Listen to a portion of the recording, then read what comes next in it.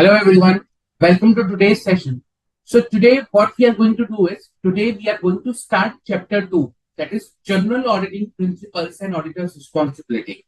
Okay, before I deep dive into the chapter, what I want is, let's understand the kind of a situation where you are starting an audit of a financial statement, and what are the things that you would like to take care while starting an audit of financial statement. Okay, now let's assume you and your friend. Okay, let's say assume you and your friend have started the audit of a financial statement. So let's say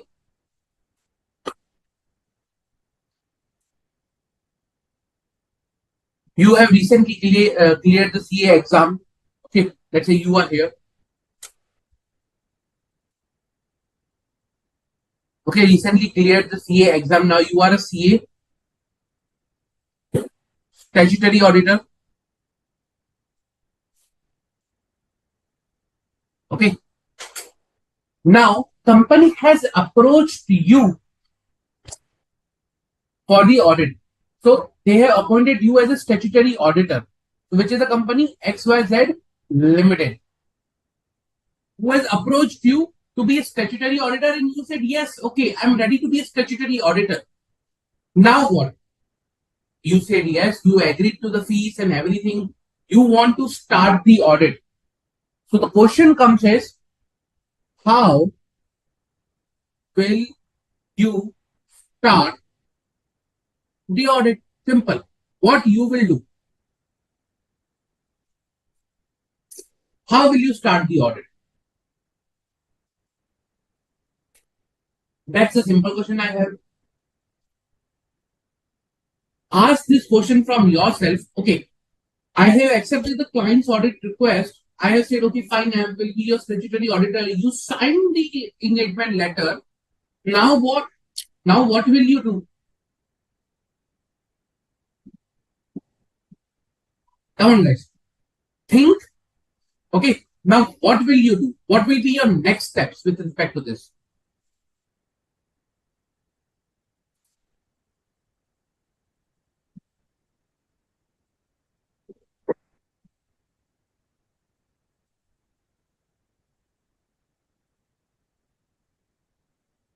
What will be your next steps?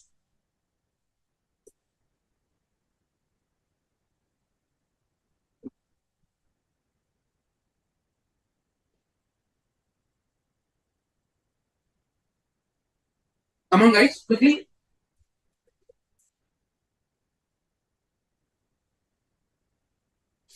If I say you are now the auditor, okay, of this company, you have to audit the company. What will you do?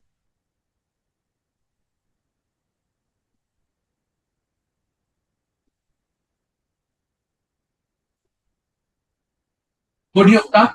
So you are saying first plan the audit, strategy, then understand the entity and its environment, including IT environment. Very good. Okay. Appropriately very good.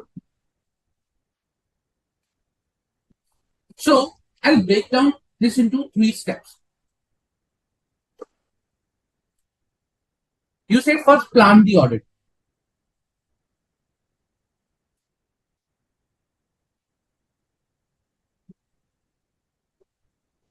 Okay. Challenge, you are saying ask for previous work papers. Work papers are something, property of an auditor. Okay. Working papers. And previous auditor might not share working papers with you because they are the property of that particular auditor. Second, you say strategy, kind of, I'll say, okay, that's in the plan. And third, understanding the entity. Let's say, understand the entity. Okay, fine. Very good. Understand the entity. Charu, make a audit plan and strategy. Good. Okay. The first step, plan the audit. Fine. What else? What else you will do?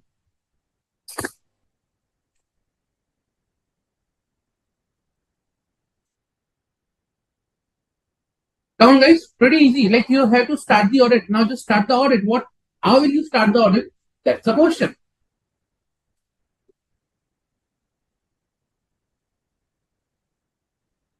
Come on, quickly.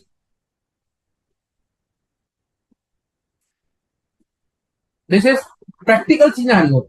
Pure practical. What you will do when you start the audit? You receive the client.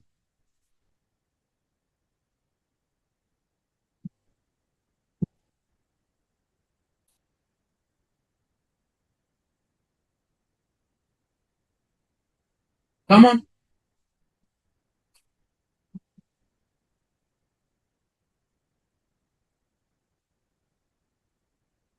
Mufika. Good appointment letter. Very good.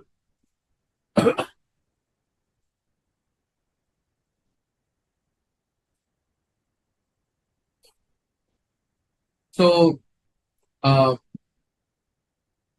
Adara, you are saying plan, perform, and opinion. Very good. So, plan the audit, understand the entity, perform the audit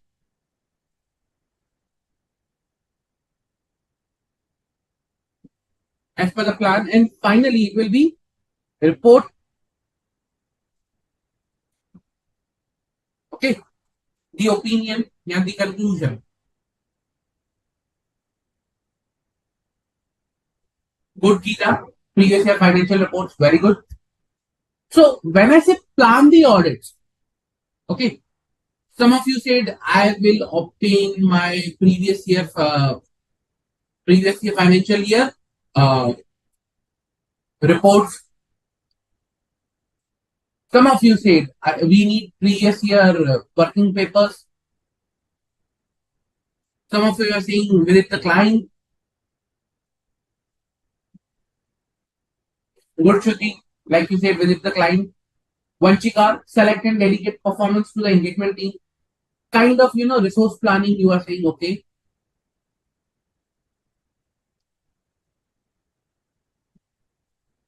Communicate with previous auditor, ask for SOPs, communication with previous year auditor. Good.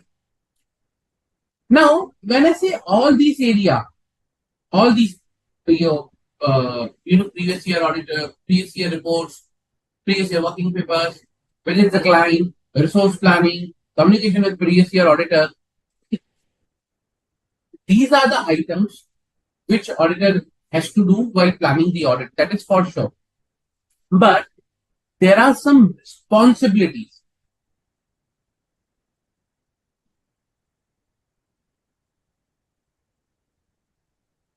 of auditor. Those responsibilities are kind of you have to do this for sure. Okay. When I say responsibilities, it's kind of you have to do this for sure. So those are the responsibilities. Now, when I say responsibilities, it's kind of you can say basically, I have as an auditor, this is a must. They have to do it. This is a must. They have to do it. Okay. So from where I can identify those responsibilities, what are those responsibilities I can understand from where I can understand? You can understand that responsibility by just understanding the whole audit structure. Okay, I'll tell you the whole audit structure, and then we understand what are these responsibilities. So when, let's say, for example, a company will, appoint me as an auditor. So what I'll do is, okay, I have to do audit of XYZ Limited.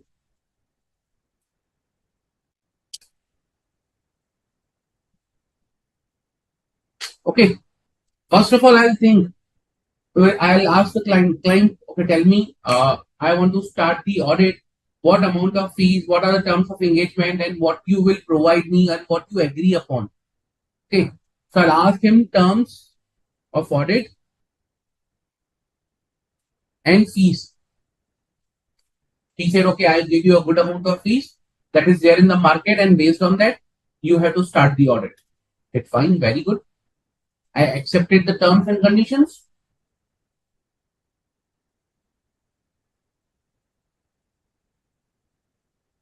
Okay, I accepted the terms and conditions and we started the audit. Now, when I say we started the audit, what I basically did, first of all, uh, I tried to plan my audit. So I said, okay, let's plan the audit now. The first step, I said, okay, let's plan the audit. How will I plan the audit? So I said, okay, while planning the audit, let's understand what is the background of the entity. Okay.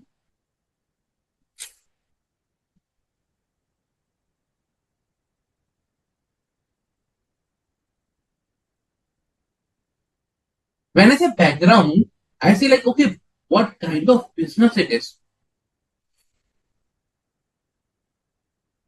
I cannot say no, like, okay, I have accepted the audit, but I don't know what business it is. Let's say, for example, the company is a training company, manufacturing, service, IT, what the company is doing? What is the background?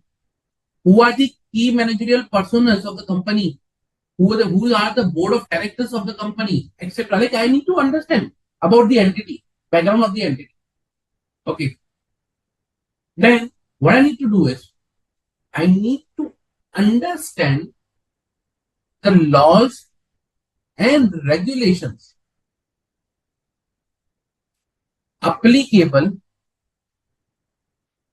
to the company.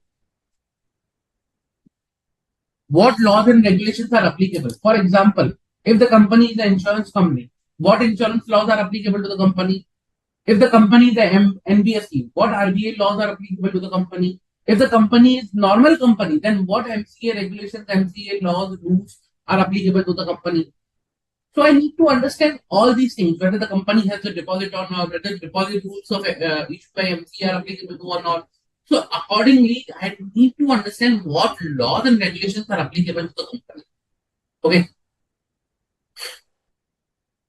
Then what I need to do is, once I understand laws and regulations, I will see, okay, these are the laws and regulations are applicable to the company. Fine, good. Now I will understand what is my responsibility. My responsibility with respect to board of directors or key managerial personnel means what they are expecting from me today. Let's say, okay, for example, they will say, okay, keep me updated for the status of the audit. Okay, or for example, let's say they will come to you and they will ask you, what is the status? What is the status of audit? What is the status of audit? So I need to update them timely basis.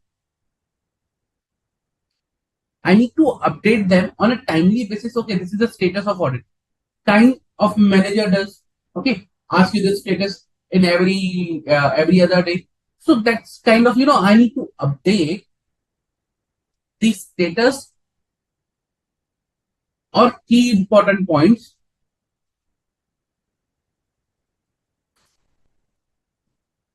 of audit to the board of directors or key managerial personnel who will, keep asking what you need more, what is the status of audit and everything there. Okay. Then what I need to do is I need to understand, is there any chance of a fraud in a company? So I need to look for whether there can be fraud in company. Okay, I need to understand, oh, there could be a fraud also in company. There could be, this person can be, like the board of directors can conduct a fraud also because the company was not operating good or something like that. So I need to consider the chances of fraud in a company. Whether there can be fraud in a company, what are the chances?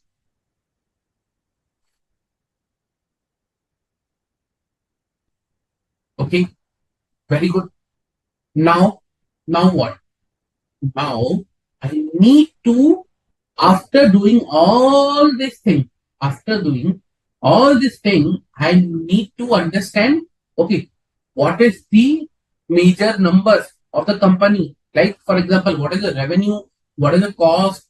What is, kind of uh, expenditure, total, high level numbers. What is turnover, revenue kind of, or cost, expenses, assets, liabilities of company for a year. Okay, why I need this? Because to understand what is the size of the company, what is the how much company is big, how many transactions company has, what I need to audit. How will I understand till the time I don't see these numbers? And after seeing this number, I need to figure it out. What will be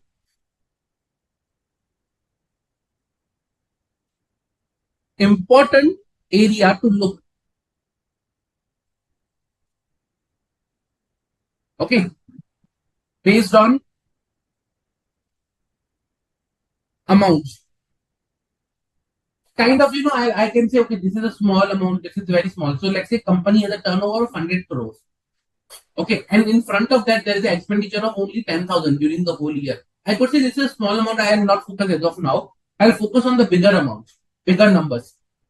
So, kind of what will be the important area to look, or based on the amounts, what are the things I need to look on? Okay, then once I do all this thing, all this detailed analysis and using of this particular area and everything, now say, okay, let's start the audit. I have done a lot of data and analysis, and I have done a lot of understanding. Now start the audit. Time to start the audit. I cannot wait further.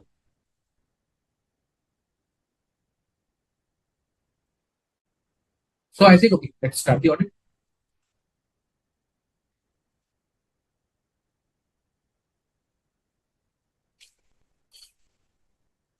What I will do? Well, by studying the audit, most people vouch verification,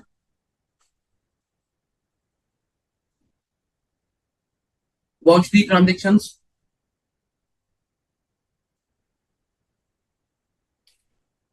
or and verify the transactions. Now, why I need to do is so that I can have sufficient and appropriate audit evidence. Okay, sufficient and appropriate audit evidence. Okay, fine, good. I understood that. Then what I will do is I show there are some data in the company. There is a bank in the company. Okay, bank balance, data balance. What I will do for bank balances, bank and data balance. What do you do for the bank and data balance, guys? What do you do? How do you audit bank and data? Come on, quickly. How do you audit bank and data?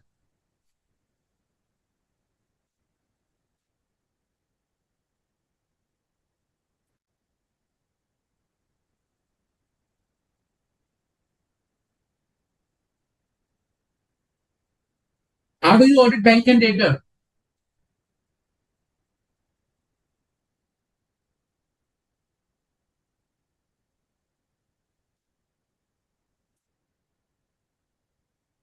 Good, good, Charu.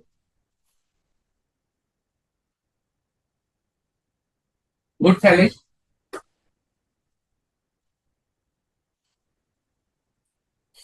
Bank statement, statement of credit, sales, written representation, letter of confirmation. I could say third party confirmation.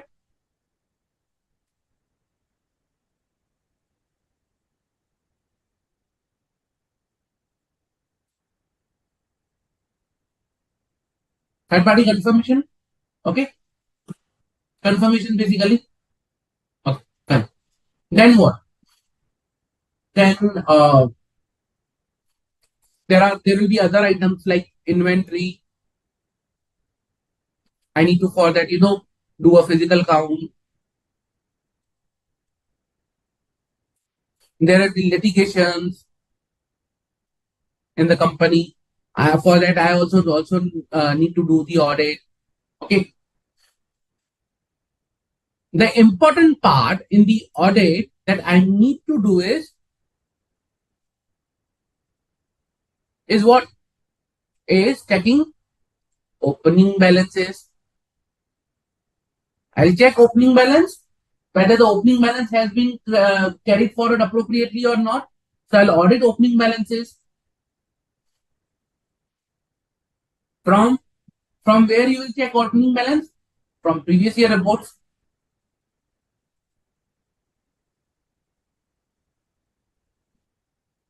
Then what? Then there will be other areas of audit also, like expenditures, everything, kind of. So other audit areas. How do you audit normal expenditure, sales? How do you audit? What do you do in audit? You vouch and verify. You vouch, but how? How do you vouch? What do you do? You do vouch whole population, everything for other audit areas. How you vouch? Vouch. Come on, guys. How do you vouch other audit areas, expenditure, sales, all this stuff?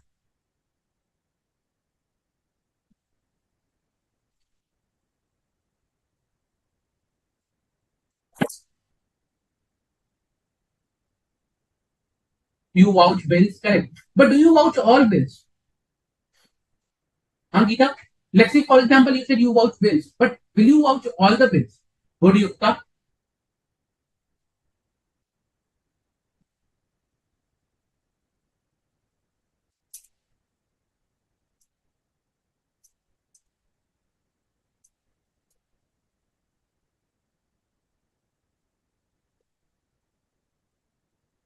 Correct. Correct, Geeta. Salish. Sample. Correct, Yukta. Sampling. I'll do sampling. I'll not do everything 100%. What I'll do is, let's say, pick up the samples. Sampling.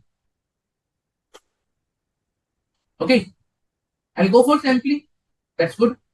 Or I might, if if the auditor is hi-fi auditor, okay. If the auditor is a hi-fi auditor, then what? Then he might perform some data analytics, some software, some tools and everything. So he might also do data analytics. Okay.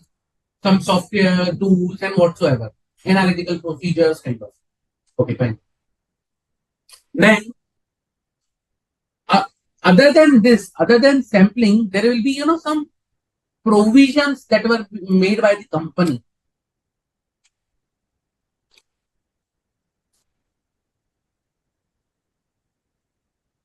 I need to audit the provisions also because these are kind of estimations, forecast, or for which I cannot do sampling. I need to verify these estimates,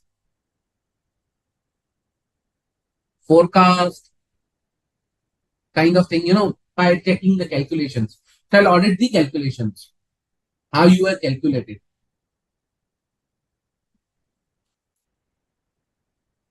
Then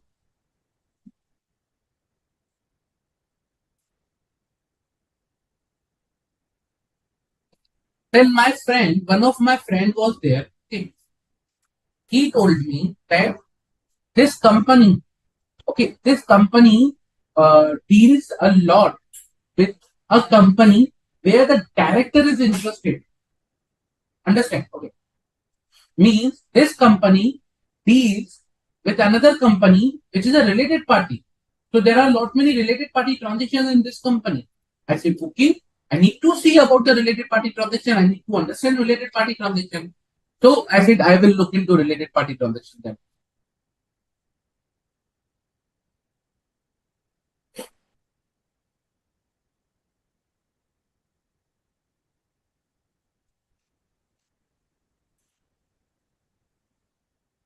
Okay. Related party transaction verification I need to do.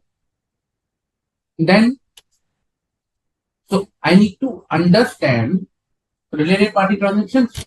But what happened is, let's say for example, When I was understanding the transactions and I was checking the transaction, I identified that what company is doing.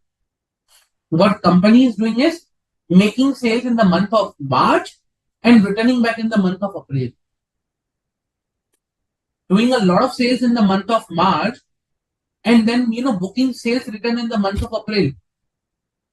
So my friend suggested me to check for the transactions beyond your balance sheet date. Check the transactions which are beyond the balance sheet date, after the balance sheet date, in the month of April, May, June. See if there is any something that you might be interested into, or there might be some fraud or kind of thing. So I said, fine. I check the transactions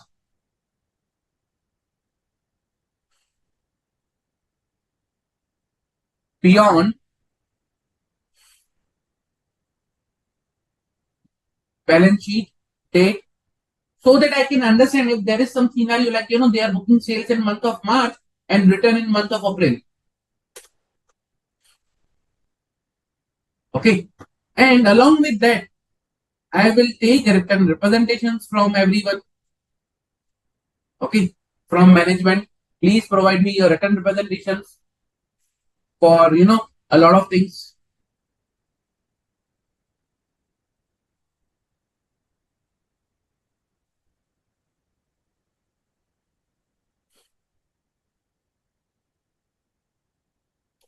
Now, this whole I can do alone also. Or let's say, for example, for litigations, I hired, some other person, some expert. I hired an expert. Okay, you go and check litigation on my behalf because I cannot reach at all the places same time. Okay, I need someone's help. Same way, I might take help of internal audit, or I might take another help of another audit. Let's say I went to another audit and I asked him, okay, what do you do is you do bank and data's balance for me. I'll pay you the amount. You come with me and you perform the audit with me. So I hired another auditor, another CA to do joint audit. He said, okay, very good. He will do it. I said, I cannot manage this much whole big company audit alone. I need your help. He said, fine, perfectly fine. I will do that. And then on the basis of that, we said, we will report. Okay. Now this is the whole audit that we do. Anything left out here? Anything? Do you think I have left out any of the item while performing the audit? Do you think I have left out anything or anything additional you would do? Good, Charu. So I will check other expenses should not be extraordinarily increased from last year expense. Some of them should be according to the sales and other depending income. Very good. In the part of data analytics, I have to check that. What else I can do? Anything else I might see or check in audit?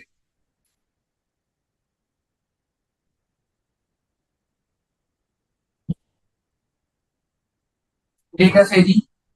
Kind of data analytics procedure. Yes, very good. Data staging. So data staging is will help me in analytics also. Will also help me in provision because data staging I will do, bad debt provision. So for bad debt provision,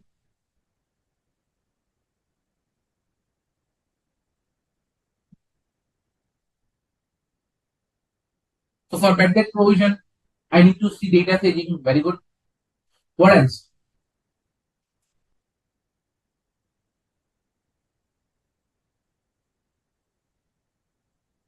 Anything you guys think that that could be done over and above whatever I written?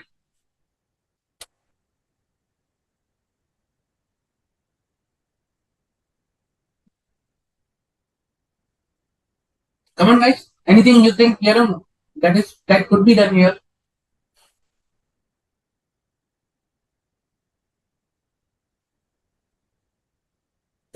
Fix asset sale and purchase. So the way I have vouched the transaction, I have to verify the transaction of fixed asset sale and purchase.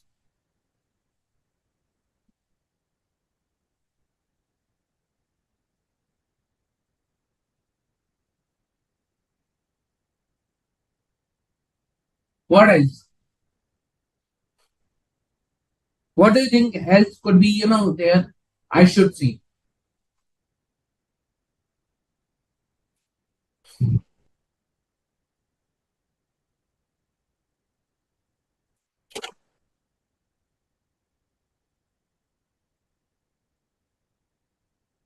Come on. What else do you think I could see? Ratios, very good. Again, I'll say something that will also be part of my data analytics ratios. I will look into ratios.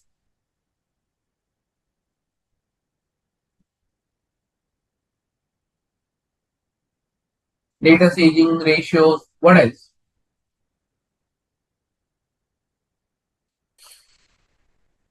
TDS applicable or not. So that I can do at the time of understanding the entity's laws and regulations. So kind of TDS, TCS, GST, PF, whether these are applicable or not. So when I will understand laws and regulations. What else? Come on, think. Or this is the thing. Like I have covered everything.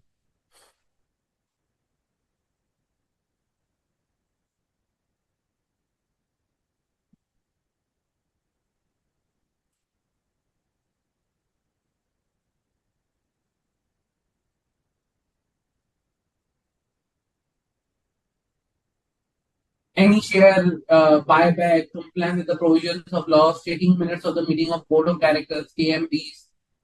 Very good. Very good. Yukta. So that I will do any issue of shares and everything. I will understand at the time of background of entity, whether entity has done any buyback by understanding MOM, minutes of meeting, and all those stuff. When I will understand the background, I'll check at that particular point in time, minutes of meeting and everything. So from there, I can understand the background of the entity. Loans and advances taken from relative. So that will somewhere come in my related party transaction. Loans and advances from relatives.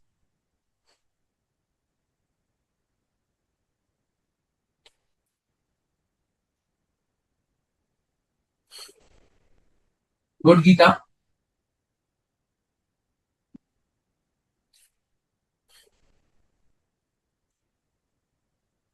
Pretty much everything I think I have covered.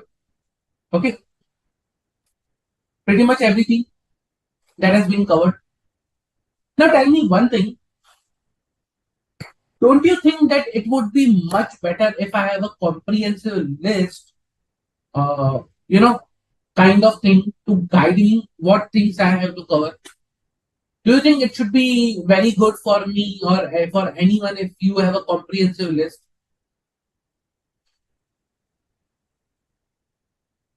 What do you think? If I say I have a comprehensive list that if you follow that list, everything will be covered off the audit. Would that be, good checklist kind of?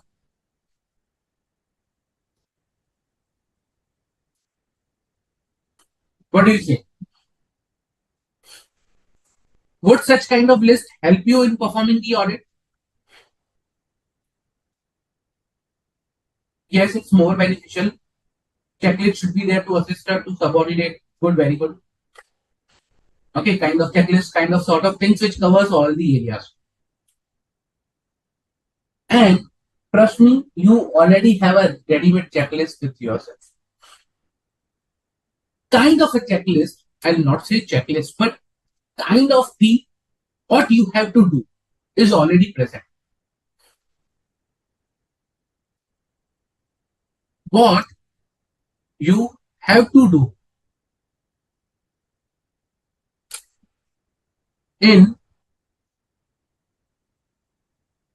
audit is written already on standards of audit. So in essay, that is written that what you have to do in audit. Kind of a checklist. Trust me.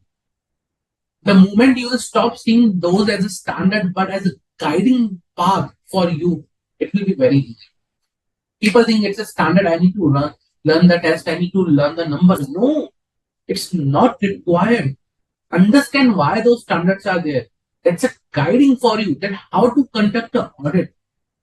For example, when I say terms of engagement, audit fees, that is nothing but my essay 210. How to agree upon the terms, agreeing the terms of audit engagement.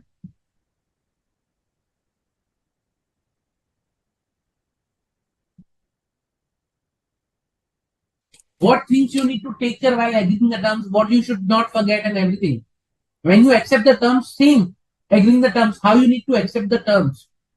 Okay. Plan the audit. That is nothing but SA 300.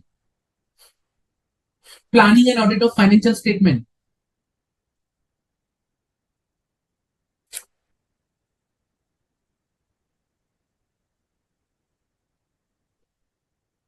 When I say background of the entity, it's nothing but SA 315. When I say laws and regulations, it's nothing but SA 240. Sorry, 250. When I say I have to update the status to the key important points to the board of directors and key managerial personnel, I'm talking about SA 260 and 265. Communication with those charged with governance and communicating deficiencies in internal control to those charged with governance. When I say fraud, I'm talking about SA 240. When I say what is the total revenue, cost, asset, liability for the company for the year, I'm again, understanding the entity. I'm trying to understand the entity. What is the entity? What is the background? What is, kind of, I'll say it's a mix of SA 315, okay, and your 300. But when I say what will be important based on the amounts and based on the, things, I'm talking about materiality. SA 320, materiality. And for that, I need understanding of the entity. Then only I can decide about the materiality. Okay. Then what I told you that, okay, I'll start the audit. Okay. I'll vouch the transactions, verify the transactions. I'll collect evidence. When I talk about evidence, it is at say 500 audit evidence. That how to collect audit evidence, what to do.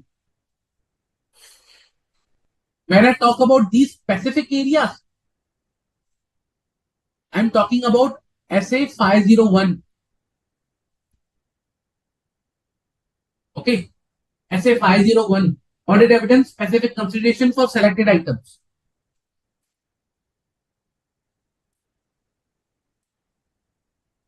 When I talk about confirmation, I'm talking about SA 505 external confirmations. How can I send external confirmations?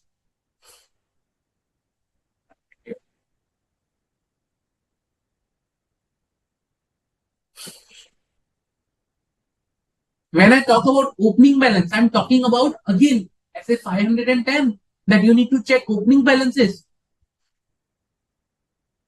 When I talk about other audit areas that I need to do sampling, I'm talking about SA 530, how to do sample. When I talk about data analytics, I'm talking about another SA, analytical procedures, SA 520, how to do analytical procedures. When I talk about provisions, estimate, I'm talking about SA 540, that how to check estimates. SA 550, related party transactions. Check the transaction beyond balance sheet date to identify critical things. I'm talking about subsequent events, SA560. Return representations, SA580.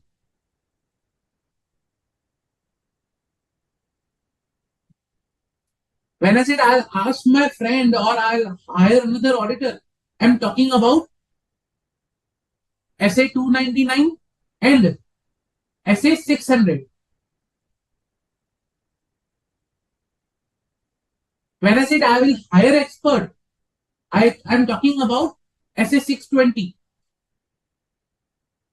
That is using the work of auditor's expert. And over there, when I say SA 299, it's the joint audit of financial statement. What is the responsibility in case of joint auditor? And SA 600, using the work of another auditor. I am talking everything in terms of essay. I have a checklist kind of thing with me. Based on that, I have prepared this document. And what documents you have to prepare, the documentation part, if I say, is something in your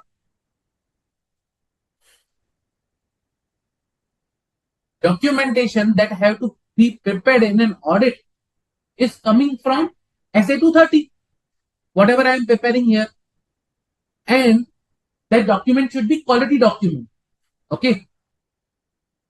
And that document and audit should be quality work.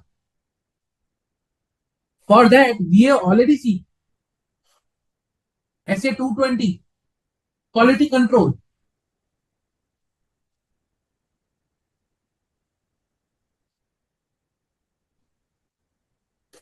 Everything is there. And when I talk about reporting, I'm talking about SA 450, because once I'll start preparing report, I need to understand what are the issues I have identified. For issues, I have identified in audit. Kind of, what is SA 540? Evaluation of misstatement identified during the audit. On the basis of that, I'll prepare my report.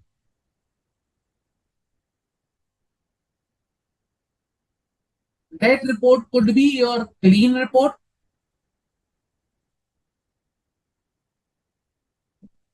or could be with qualifications. If I have identified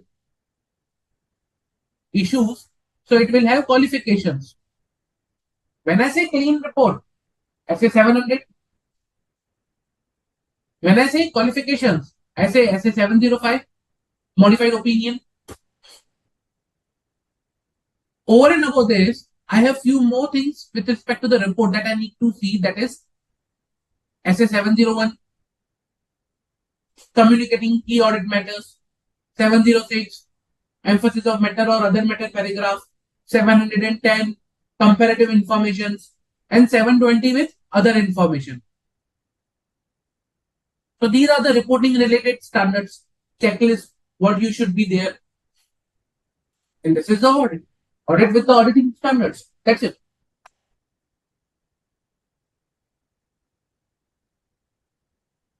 If I'm using the internal auditor, then I will be using 610 Salish. Correct? Pretty simple. Don't you think? Is there any need of any other checklist? If you understand and follow the standard, do you need any other checklist to perform the audit?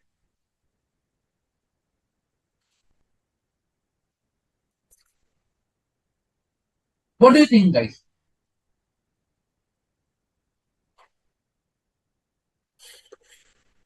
Do you need any other checklist to perform the audit? If you read the standards, if you follow the standards,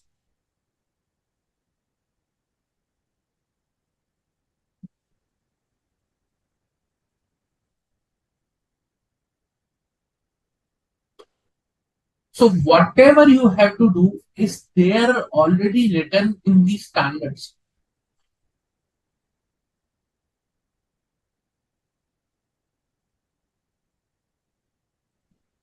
Okay, it's already written in the standards. Now you need to understand and learn what is written. And trust me, the way we logically understood the audit process over here, it's the same way that whatever is written in the standard. It's the same. Whatever has been that has been written in the standards, it's the same logic. There is no difference. If I pick up one area, we discuss in detail, whatever you will say logically, that's the thing only. Trust me.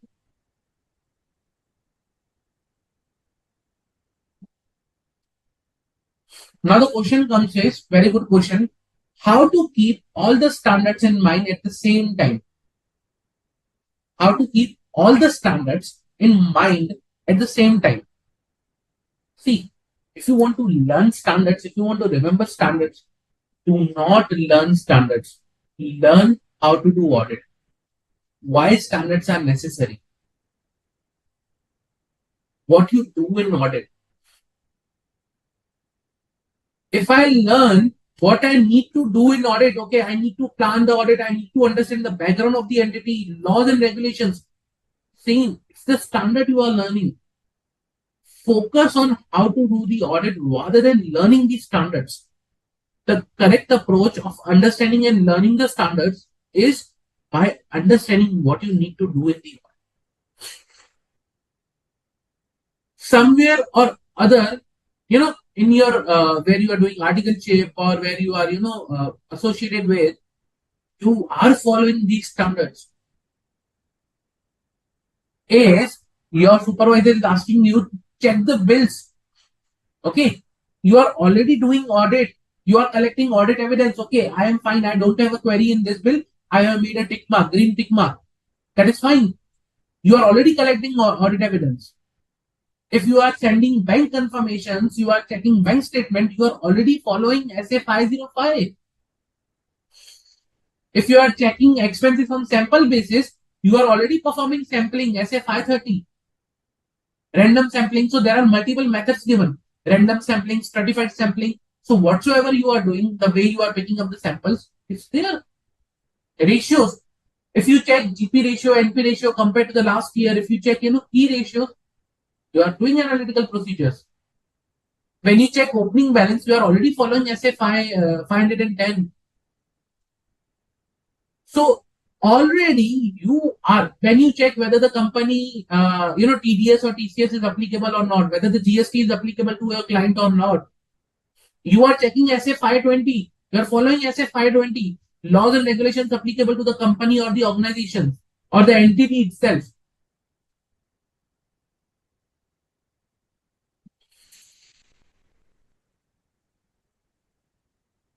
When you start the audit, you ask the question, now, sir, whether it's a partnership firm or you are a sole proprietor, how many partners are there, sir? What business you do? What do you sell?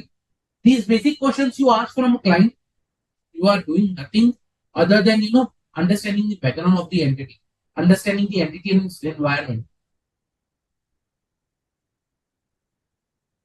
So all these things, you are already doing it. So don't think that I need to learn something new. No, there is already all the things you are doing, almost all the things. Just you need a refining. I'll say, you need refining with respect to these items. And that is by understanding the standards, how to appropriately do that particular item, how to appropriately document that particular item after doing it, and what level of quality we need to maintain. Clear? Any doubt?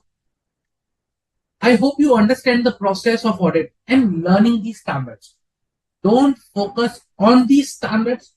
Focus how standards are helping you in doing the audit.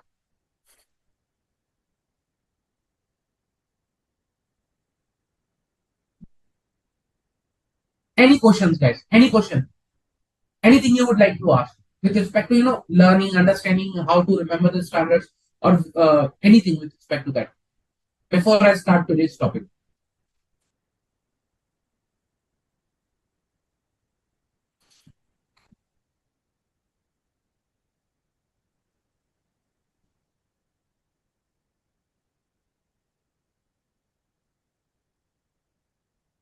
Anything?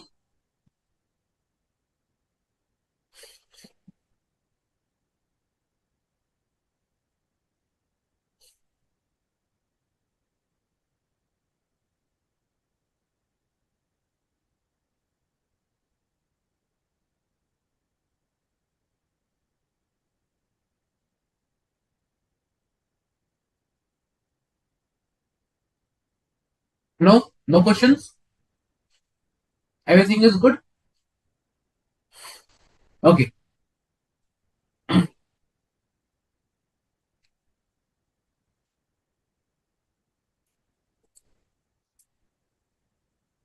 If everything is good, if no questions, then we can proceed forward. Okay, there is one question. How to remember standards with their numbers? See, standards are, sequentially divided in a logical way. So if I talk about when sequence, okay, so this will really help you to understand. So 200 to 299. These are kind of general principles and responsibilities.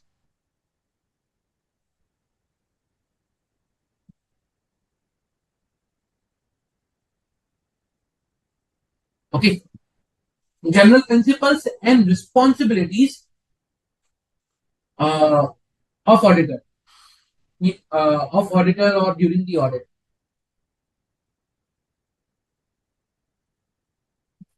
Now you say what is new in that? That is also written in the book. What new you are telling?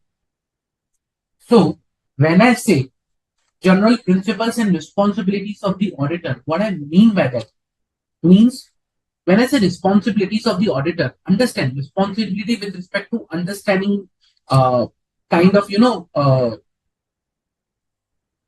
understanding the laws and regulations, understanding the your roles and responsibilities. So I can say understanding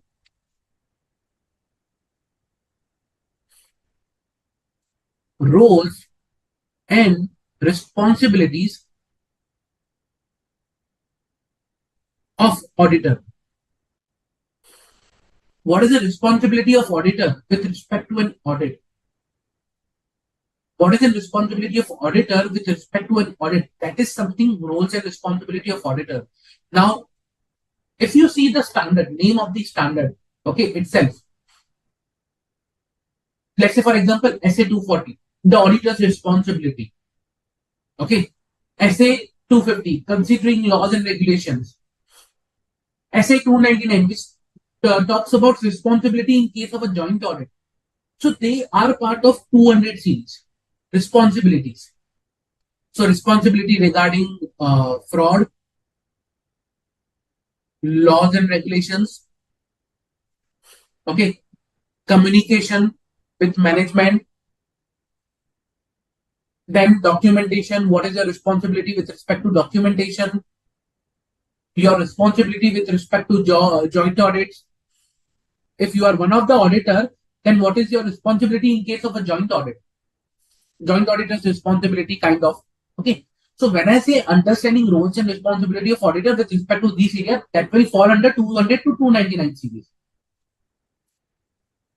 Okay. Plus, I'm saying general principle. What is general principle? Basically, SA 200, overall objective of audit. The starting point of the audit, SA 200, general principle. Okay. Plus, agreeing the terms, how to agree the terms. That is coming into general principles. Quality control principle. So that is 200 to 299 series. When I talk about 300 to 499 series, that talks about risk assessment and response to assessed risk. Risk assessment and response to assessed risk. Now, what is this? When I talk about risk assessment, I am talking about understanding the entity.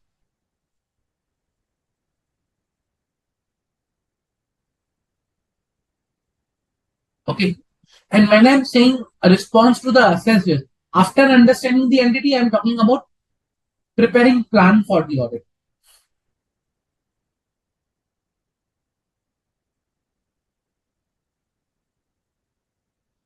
Now, understanding something, you will say, okay, SA 315. But when I say planning for the audit, you will prepare the plan as per SA 330. You will check the materiality of 320. Okay. You will consider service organization, whether there is a service organization or not. Okay. So this is something 300 to 490. Planning kind of. So if there is anything related to planning, you can think of, okay, it's between 300 to 499. 500 to 599. Audit, evidence, or you can say kind of performing the audit.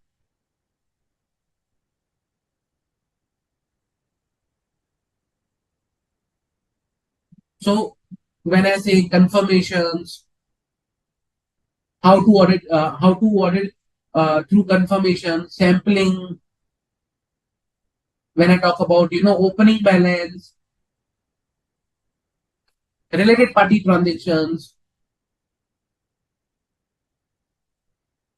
I talk about, beyond balance sheet date,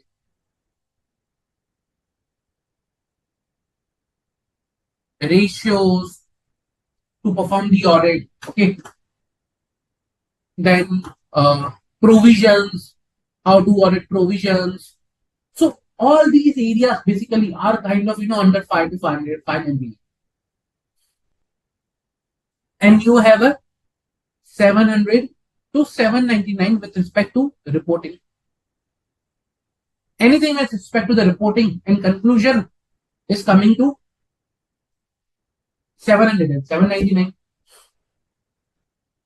So if you remember the head, what is lying where, which areas are lying where, it will be very easy for you to understand and remember the numbers.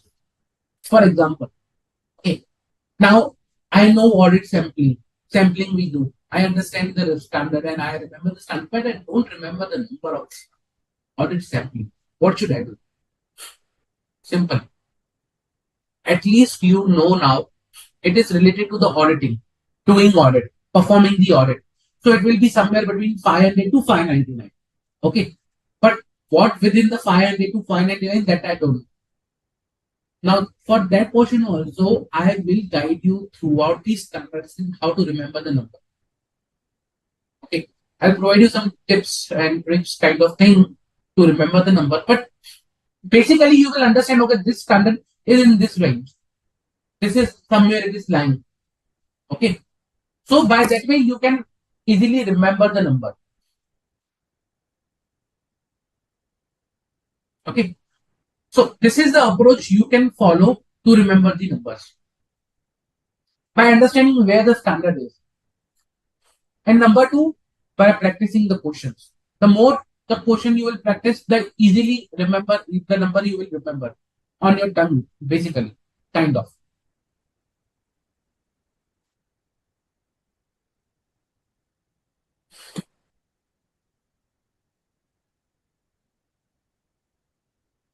If you see the chapters in your study module also, one, quality control, second, general auditing principles, third, audit planning, strategy, execution, materiality, risk assessment, internal control, fifth, audit evidence, sixth, completion and review, seventh, reporting, totally on standards. They are divided based on the audit phase. That what you do in planning, what you do risk assessment, how to collect audit evidence, how you complete the audit, how you issue the report in sequence. Okay. And consider the importance of the topic. Let's see, you have 7 chapters on a particular area. You have 7 chapters on kind of, you can say, on standards in module 1, in basically in the first one. And when I talk about module 2, okay, if you see module 2, you have specialized area, audit related service, other standards, okay, beyond 700 series. Then you have a group audit somewhere, again, we will be understanding how group audits are being performed, what is the requirement with respect to the group audits, okay, SA 600 and all those stuff. So beyond 700 series. So you can say kind of, near to 2 modules you already have on these standards. Understand the, kind of importance of the topic.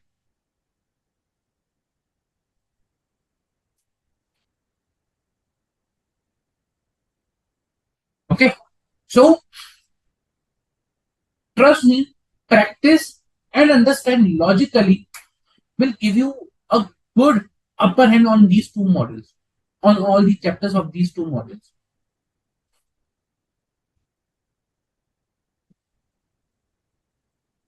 Any doubt, any question, guys?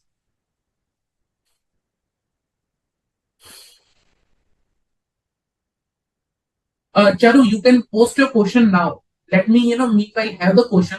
Definitely, I'll take it up when before completion of the session, and but by the time I will be ready with your things and I can see the question, so that immediately when I complete the session, before that I'll take up your question on professional ethics.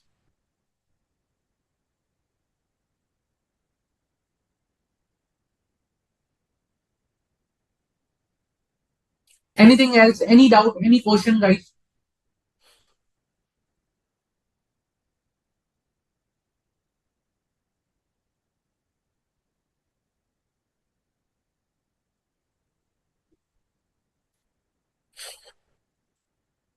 See, there are 2 parts to learning anything.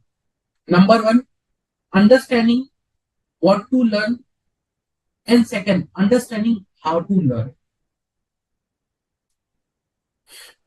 See, understanding what to learn is also there everywhere. Like what you have to learn is a standard, what is written within the standards. But understanding how to learn that particular portion is very important. And that's why I'm asking you, please ask your doubts, whatever doubts you have. Because till the time you don't have a clarity how to learn, although you know what to learn, it will be of no use.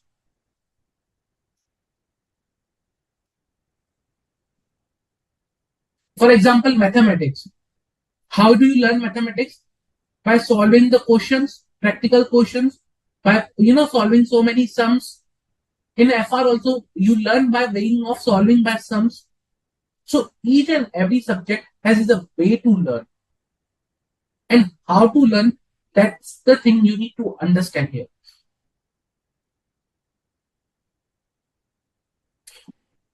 Okay? If no further questions, then let's proceed further for today's topic. Okay. Now today, I want to start with chapter 2nd. Okay, as per the schedule, we will go with the chapter 2nd. And if you see general auditing principles, chapter 2nd somewhere is based again on the area like, this particular area, 200 to 299. So, understanding the responsibility of the auditor with respect to fraud, law regulations, communications, documentation, and joint auditor. Okay. So, these are the areas where I can say, okay, this is the responsibility of the auditor. Auditor has to understand this responsibility. Fine. In order to understand the responsibility of the auditor, what do we need to do is, we need to understand, okay, what are the responsibilities first of all, and why these responsibilities are there.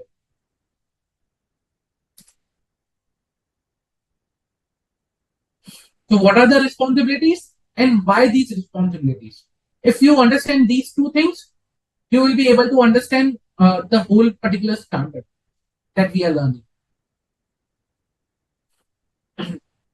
Okay. So let's first start with respect to the fraud. Very, interesting topic for everyone. Okay. With respect to the fraud.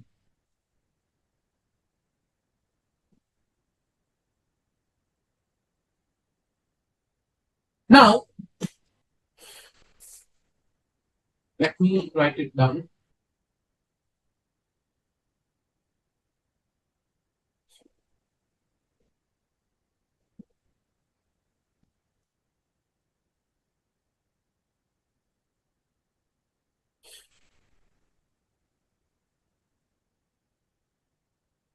Just a minute, sorry. Just a technical glitch at my end.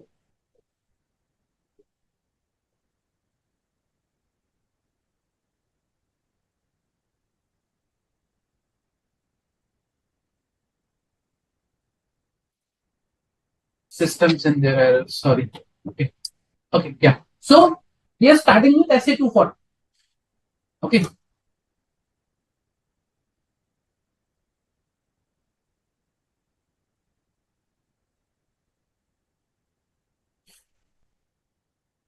The auditor's responsibility,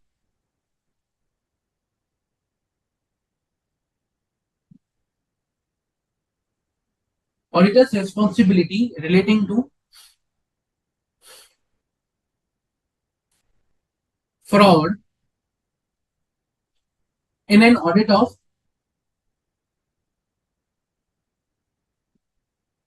financial statement.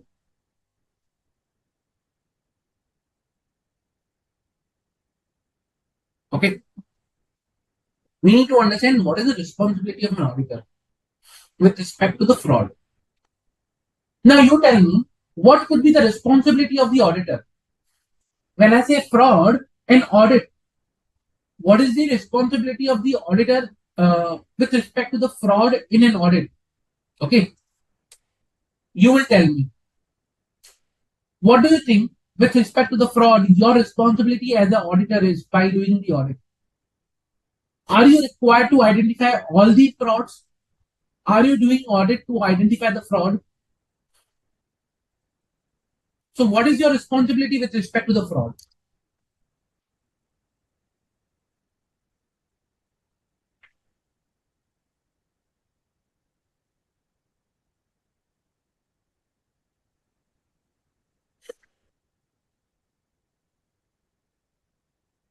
What is your responsibility with respect to the fraud? Let's say, for example, while doing the audit, how you need to look to the fraud.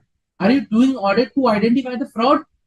Your responsibility to identify the fraud, all the frauds in an audit. What is your responsibility as an auditor?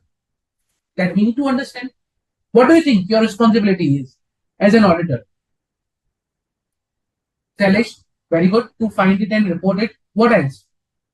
I'll write it down, your answers. Okay. One is to find it and report it. That is the responsibility of the auditor with respect to fraud. What else? Identify material fraud and report to the concerned authorities. Identify material fraud and report. What? Any other answer? What do you say? What is your responsibility with respect to the fraud?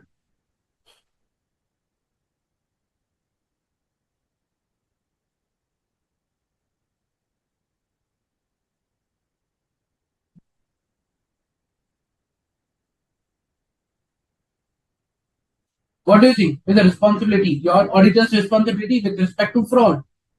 Come on, guys. Give me some answers. What is the responsibility with respect to fraud? Come on, quickly.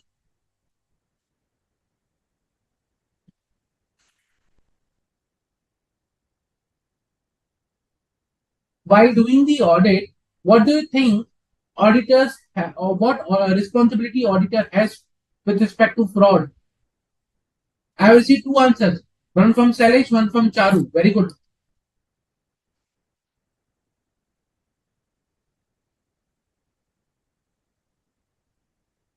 If more frauds are there, then tell them to for investigation. So investigation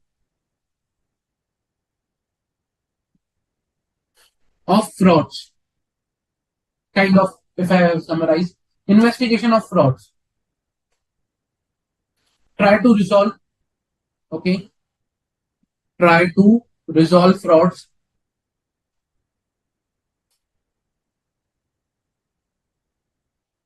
Assessing the impact of such fraud. Understand the impact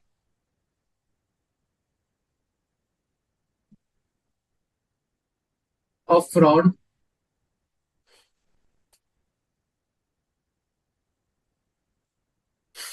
When you are doing the audit, what do you think the auditor has the responsibility with respect to fraud? Am I required? Okay, my question is, I'll ask you a few questions. You answer me that. Question number one. Is the auditor required to identify all frauds in financial statement?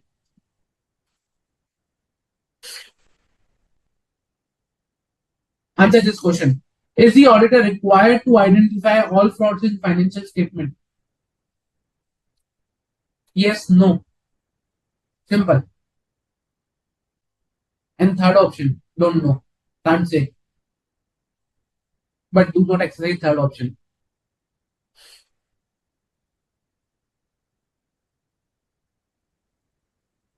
Yes. Salesh is saying yes. Yes, the auditor is required to identify all frauds.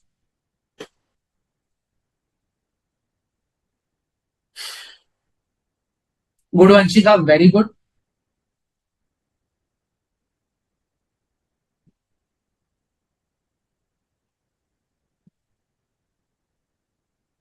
Is auditor required to identify all frauds in financial statement?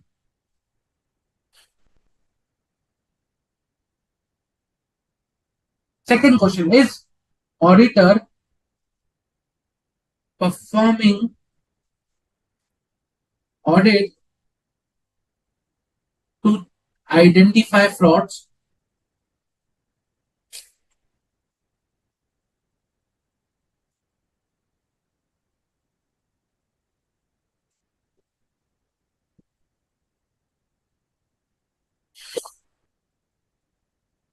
So, Mancha, you are saying yes.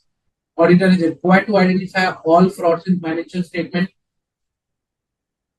Okay, yes. So,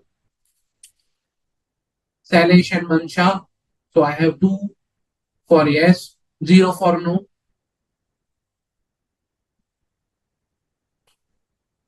Is auditor required to perform audit to identify frauds?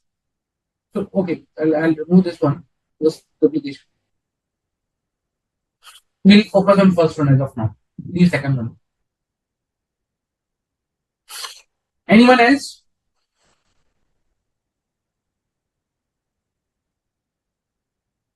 Yeah. Identifying all fraud, but reporting has a limit. In companies act or somewhere, reporting has a limit. But identifying all the fraud. So I have three now. Very good.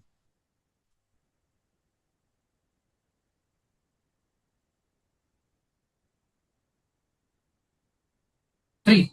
And for no, it's zero. Okay.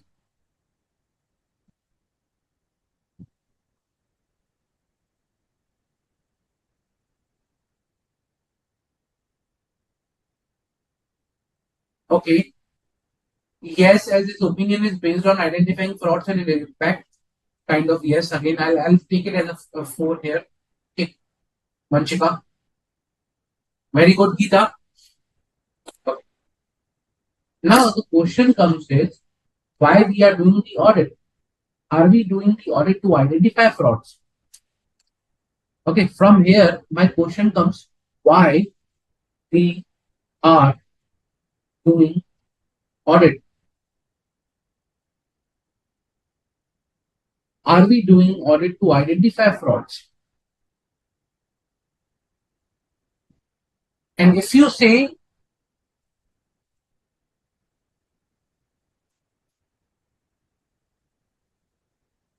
yes, there could be two answers to this, yes or no.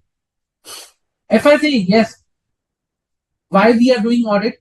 Are we doing, audit to identify frauds kind of? Are we doing audit to identify frauds? If I say yes to this, then I'll make a big blunder. Big blunder. When I say auditors required to identify all frauds in financial statement, and if you say yes to this, it's a big blunder.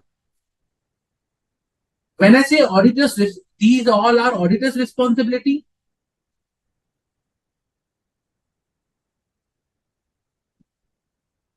With respect to fraud,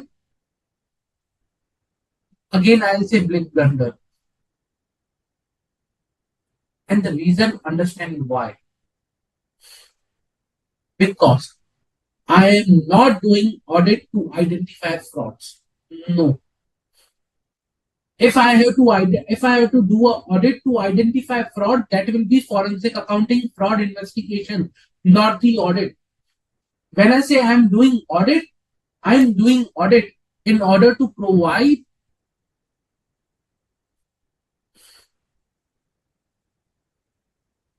reasonable assurance that financial statement gives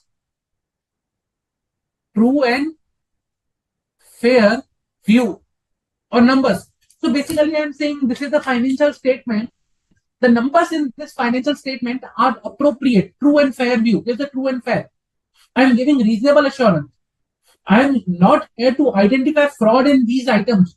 I am here to say that, okay, these numbers are appropriate or not. Understand the difference between both. One hand, I'm saying, okay, I'm here to identify the fraud. On other hand, I'm here to say that, okay, I'm just checking the numbers, whether numbers are correct or not. Numbers gives a true and fair view or not. There's a huge difference between that. Correct, Geeta. It's not our duty to identify frauds, but it is our duty to give true and fair view. While doing the audit, if we identify the fraud, then what we have to do? That is, we need to understand. Okay. Very good, Geeta. Very good, Charu. My role is not to identify all the frauds. My role is not to find the fraud.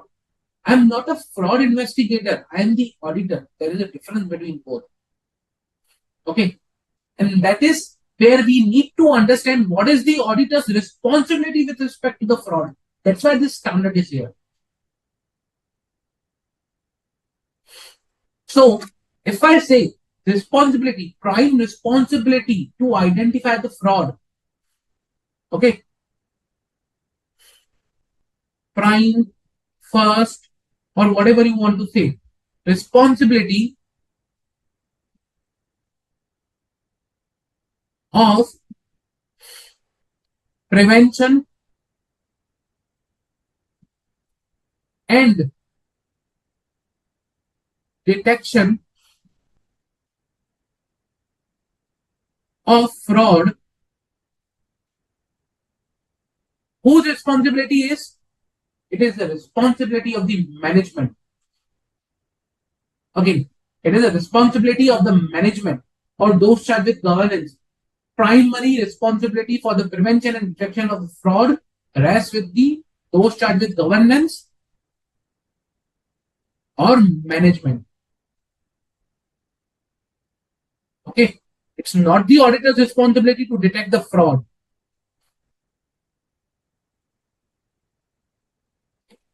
Then what is the responsibility of auditor? Auditor's responsibility that we understood here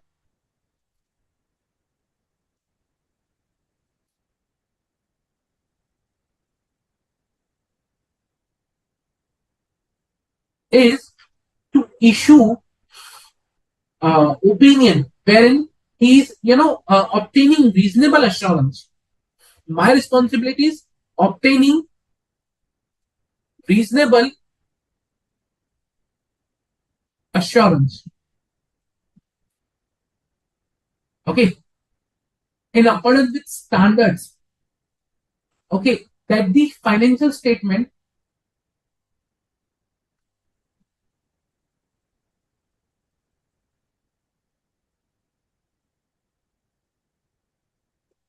are free from material misstatement. Are free from material misstatement.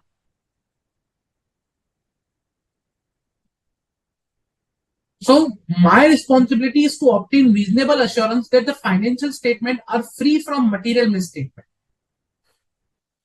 Means the numbers appearing in the financial statement are, I have to give a reasonable assurance that these are true and fair. Now misstatement could be fraud, could be error. I don't know. I just need to check whether the numbers are true and fair or not. Numbers reflect the true and fair picture of the state of the affairs of the company or not. Plus, I am doing sampling, so there is an inherent limitation with respect to what you could say to identify the fraud. I cannot identify all the fraud. It's not the responsibility of the auditor to identify the fraud. Okay.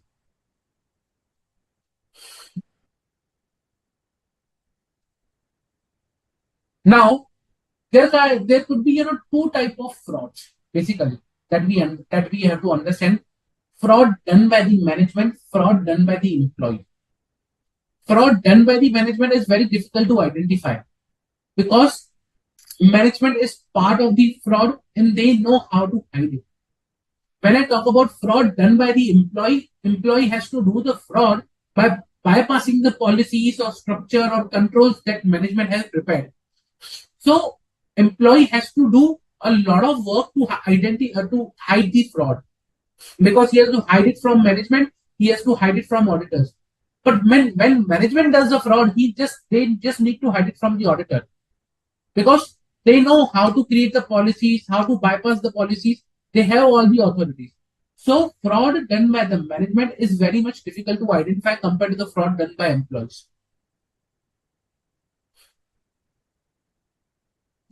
So, okay, I understood that my responsibility is to obtain reasonable assurance that the financial statement are free from material misstatement.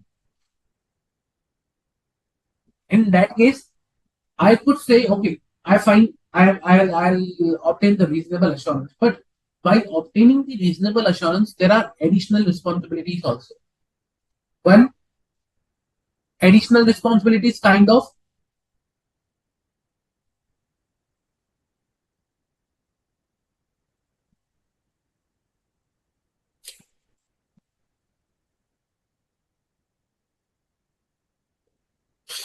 you can say kind of additional responsibilities or the responsibilities which are enumerated within the uh, your what do you say in standard itself. So additional responsibilities to maintain professional skepticism.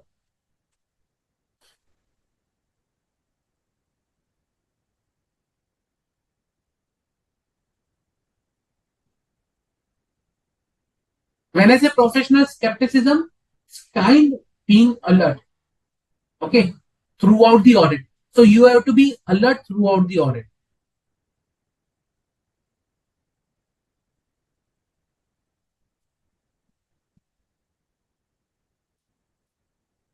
In order to understand, the area, in order to understand whatever documents you are reviewing, in order to understand, whether the details which are being provided to you are correct or not, you need to be alert.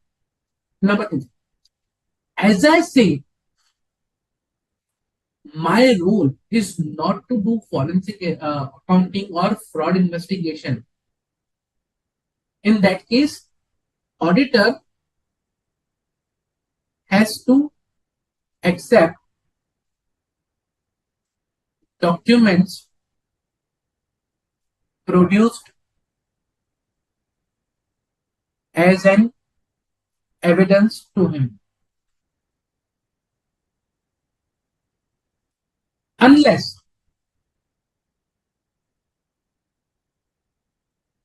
there is there is some contrary evidence available.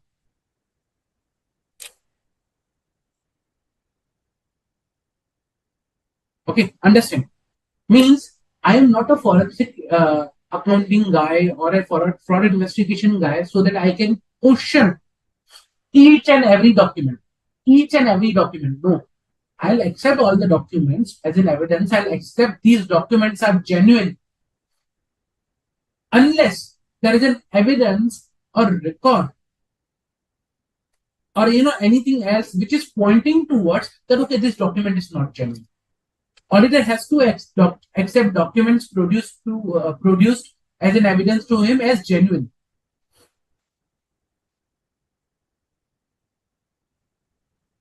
Okay, reason because I don't have to be a kind of a fraud investigation guy which says that no, this document is wrong, prove this document is correct. My role is not in that way. Yeah, unless and until you have some evidence in your hand, okay, this document is fake, is not correct, you can ask questions. But otherwise, it's not your responsibility to question on the genuinity of each and every document. If while doing the audit, if you get other evidence and if you identify, okay, this evidence is in contradiction to the document that has been given to you, in that case, you can say, okay, fine. My role, in that case, I can question the document. Clear? Any doubt till now? Understanding?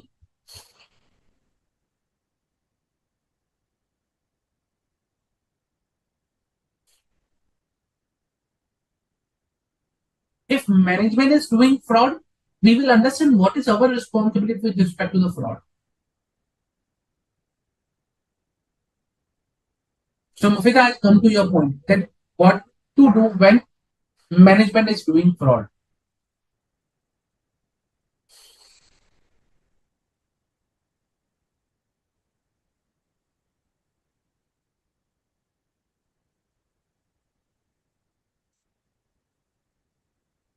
Correct, Mansha, with your Supreme Court judgment that auditors who resign from their auditing engagement reporting fraud and suspected fraud.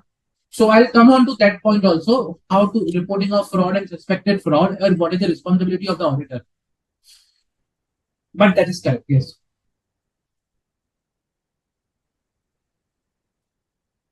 Any questions, guys? Any questions till now?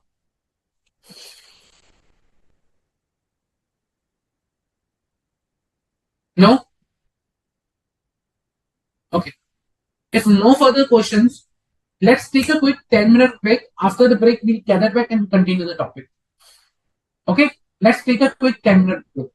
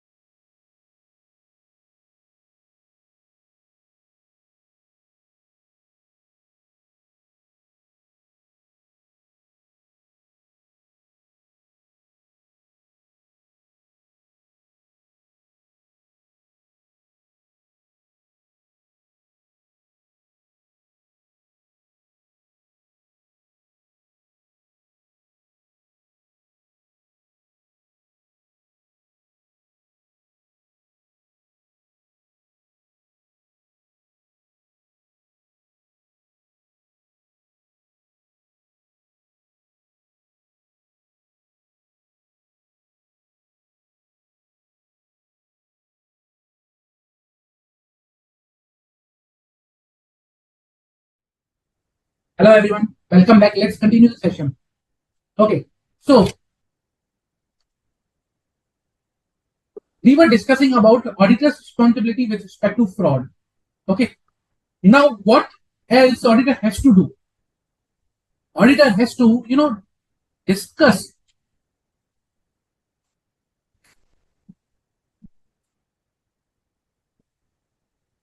Auditor has to discuss, okay, among the team member.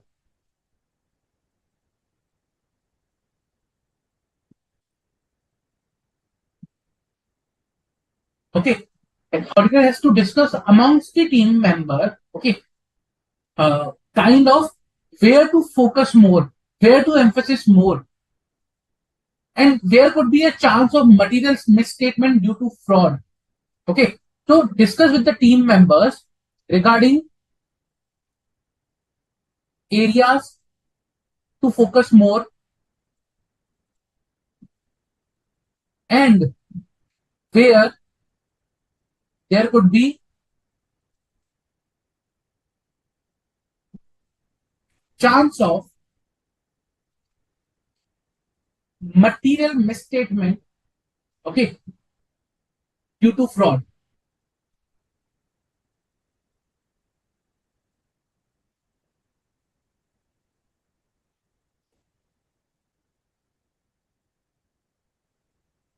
Now, one thing I want to highlight over here. What I want to highlight is here is that the terms, the key terms that we use and the key term, how we need to, write key terms basically. Okay. So when I say fraud, okay, in a financial statement, bit like.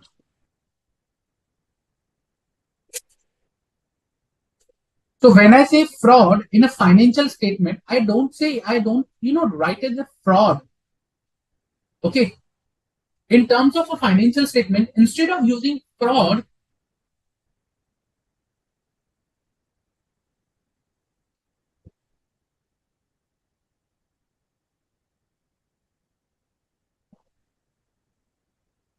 just a minute.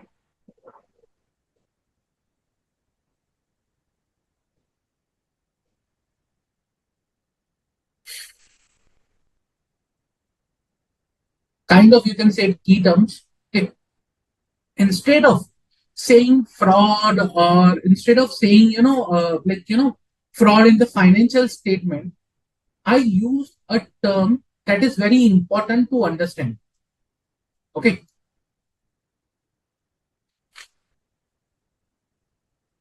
Instead of fraud slash fraud in financial statement, I use material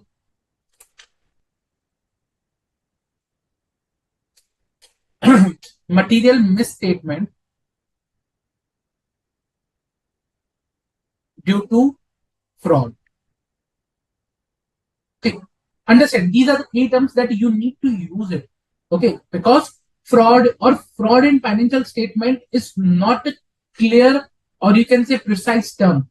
When I say there is a material misstatement due to fraud, that is something I am looking here. Impact of fraud, kind of. So when I say fraud in financial statement, but what is the impact of that fraud? So material misstatement due to fraud is something which is showing impact of fraud in financial statement. So fraud in financial statement plus its impact. So I use the term material misstatement due to fraud. Okay. Plus, I need to understand while performing the risk assessment procedures and related activities that, okay, what is the fraud in financial statement, how the fraud is impacting. And for that, how I can understand, what is the risk here.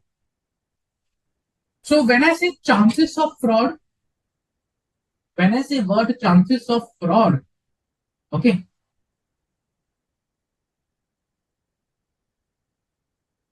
chances of fraud, instead of that, I use that assessment of the risk that the financial statement may be materially misstated due to fraud. So instead of using chances of fraud or kind of term as a instead of fraud occurrence of fraud or fraud may be occurring, I will use the term assessment of risk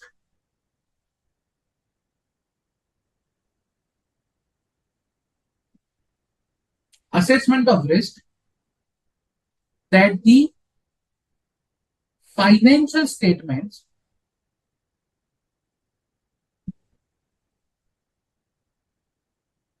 may be materially misstated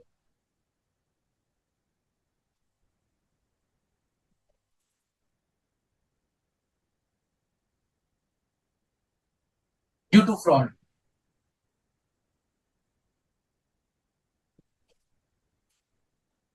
Okay, chances of fraud or fraud in financial statement, fraud in financial statement. Okay, so instead of this or fraud risk, instead of fraud risk, I'll use these terms.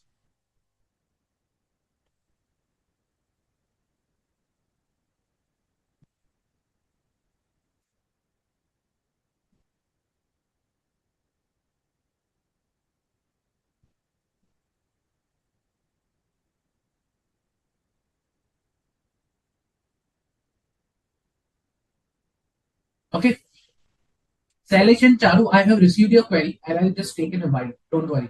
So once I'll be near to the closer of the today's session, I'll take up your query there.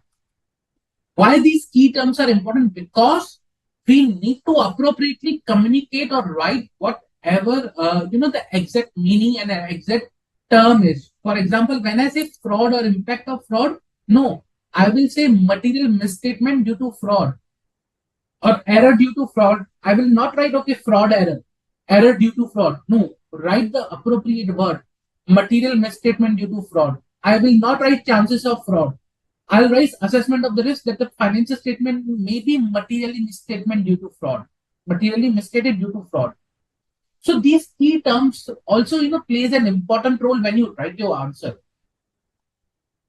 Okay.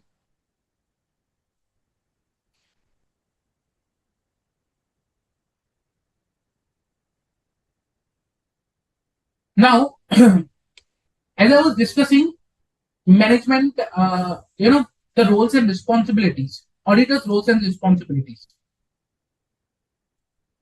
Additional with respect to what we have the reasonable assurance that the financial statement are free from material misstatement. Over and above that, there is an additional responsibility. Okay. Now, in order to provide a good understanding whether the financial statement are free from material misstatement due to fraud or error, I have to go to management. I have to ask questions. Okay. So what I need to do is I need to make inquiries of management.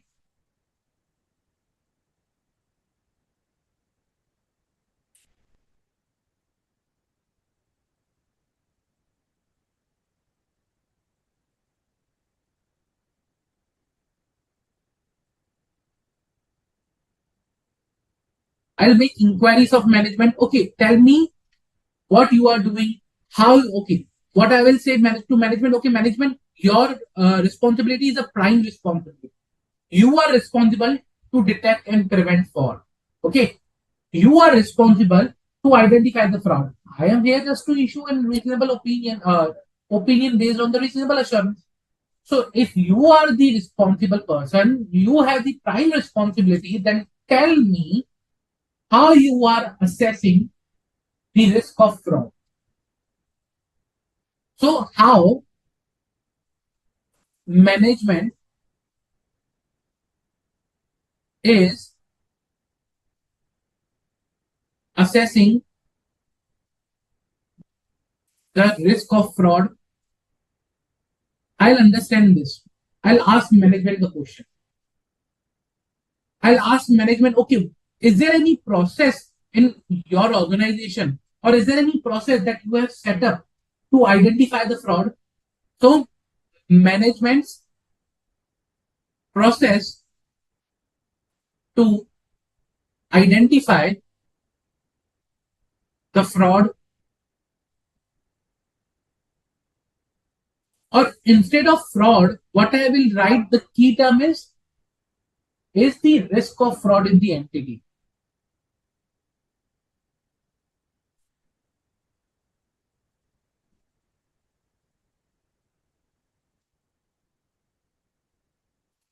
This is the key term that I'm, underlying. Reason because instead of writing the fraud, I have to write risk of fraud, because it's not necessarily the management only needs to identify the actual fraud. They have to identify, is there any risk of fraud also? Okay. How? Now, we understood there are two parties, those charged with governance and management. How management is communicating to those charged with governance, that how they are identifying the fraud. So those charged with governance is higher position compared to the management. They have the supervising role, oversighting role. Now, let's say for example, whatever work I am doing, I have to tell to my manager, okay, I am doing this work, and this is how I am doing it. Same way, management has to tell to those charged with governance regarding their process. So how management is communicating that? Management's communication to those charged with governance regarding identifying and responding to the fraud, plus management's communication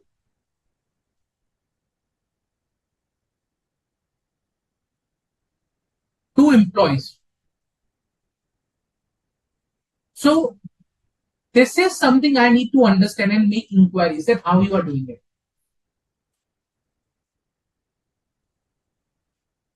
Plus, I can other than management, I can make inquiries from others. So make inquiries with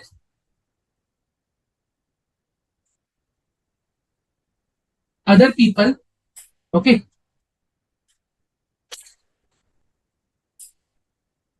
With respect to fraud.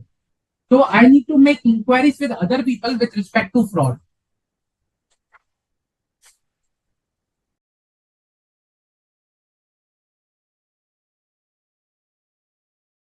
Okay.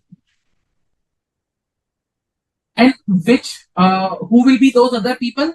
These other people will be like, whom I think, okay, they might have the knowledge about the fraud or suspected fraud or risk of fraud. Make queries with other person within the organization, within the entity, who might have knowledge,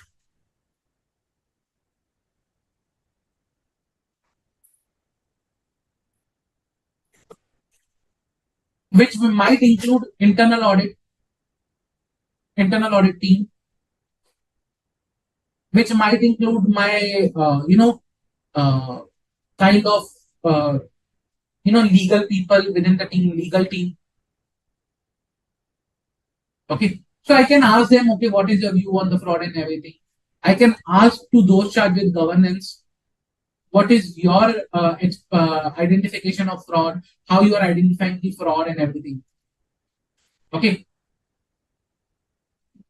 And by doing all this, I will understand, is there any risk of fraud? Is there any risk of fraud within the organization?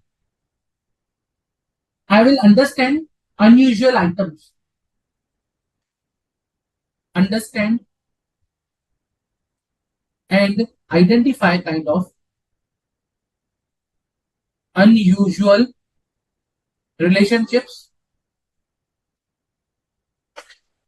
and items, or you can say transactions. Okay. So that is something I can do. Clear? Other than that, I can obtain other information. I can evaluate fraud risk factors. Okay. I need to evaluate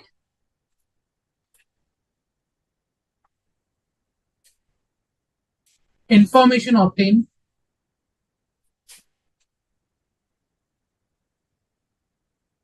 Okay. From above procedures,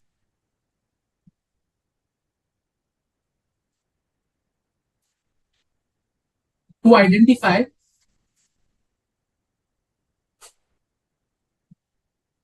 fraud risk factors. So, which are the fraud risk factors, guys? Quickly, which are the fraud risk factors you think are there?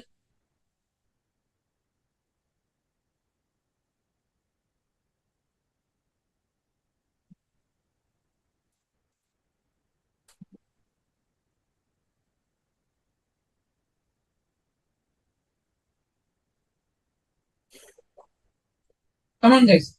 What do you think? Which are the fraud risk factors?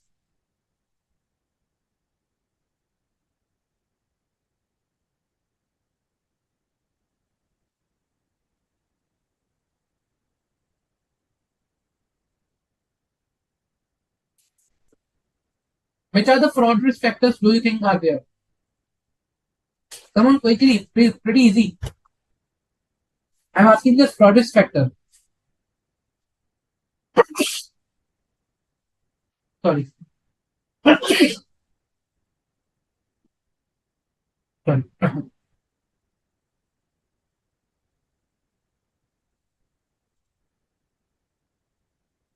What are the fraud risk factors you think can be there?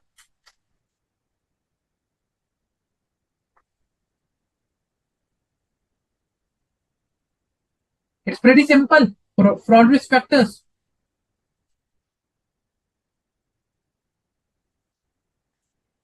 No one?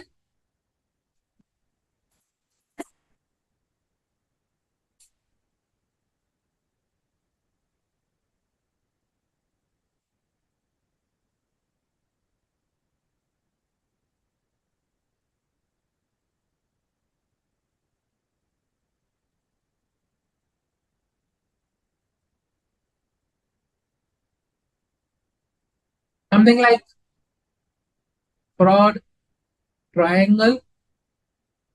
You might have heard about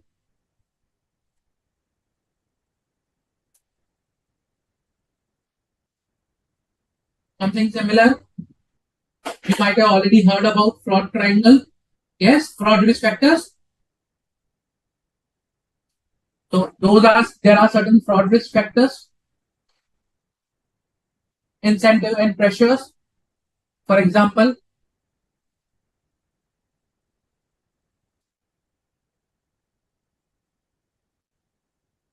second is opportunities.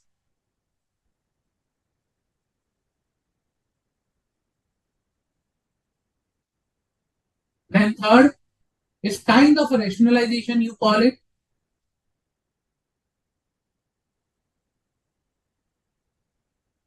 Together, all these three make it fraud risk factors. And if there is a fraud risk factor, then yes, there are chances of fraud within the organization. Again, chances, not the actual fraud.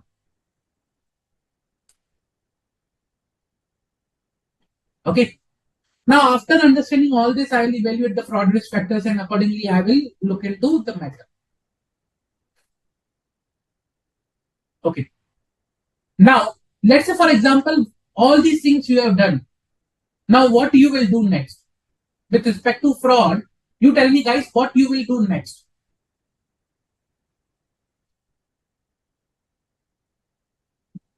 What will be the next steps you will do? Okay, I understood. I did inquiries. I did everything. What to do now with all that information I have with me?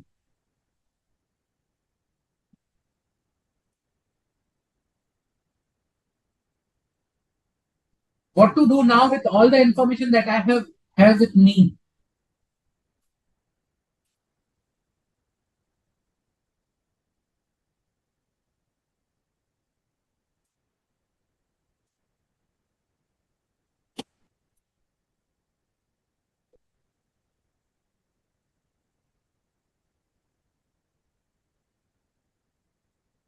Come on, guys. What I have to do next in order to respond to this particular thing?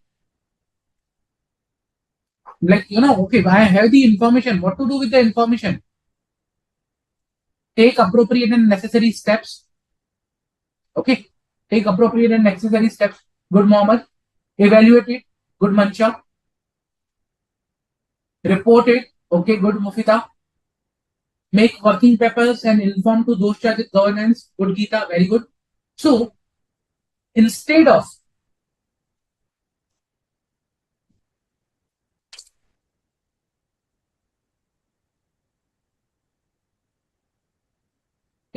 writing, okay, evaluate fraud risk or take appropriate steps,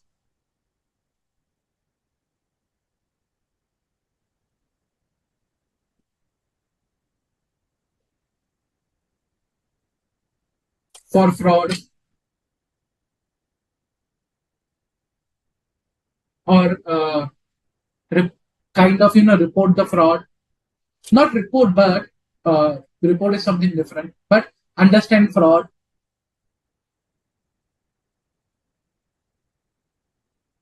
risk.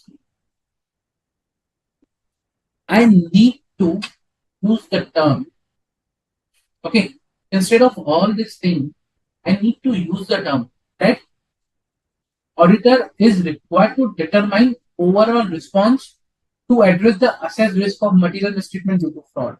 Means determine, instead of evaluate the fraud, I will write determine overall response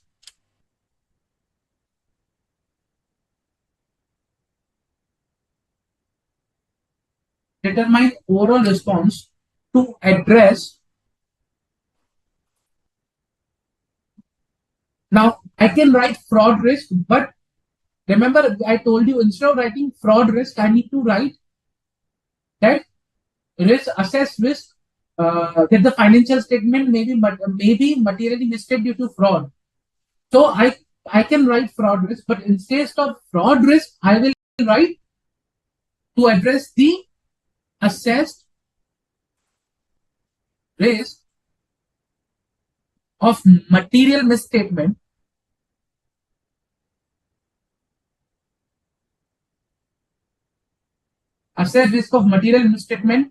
due to fraud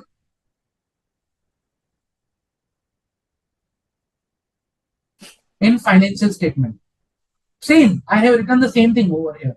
Assessment of risk of fraud, assessment of risk that the financial statement may be material misstatement due to fraud.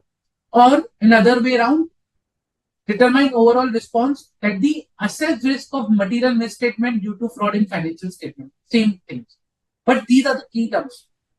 Assessed risk, material misstatement due to fraud. I have to use these terms because they provide clear understanding. It's not the thing that, okay, I'm taking the small word, expanding it to big line. No.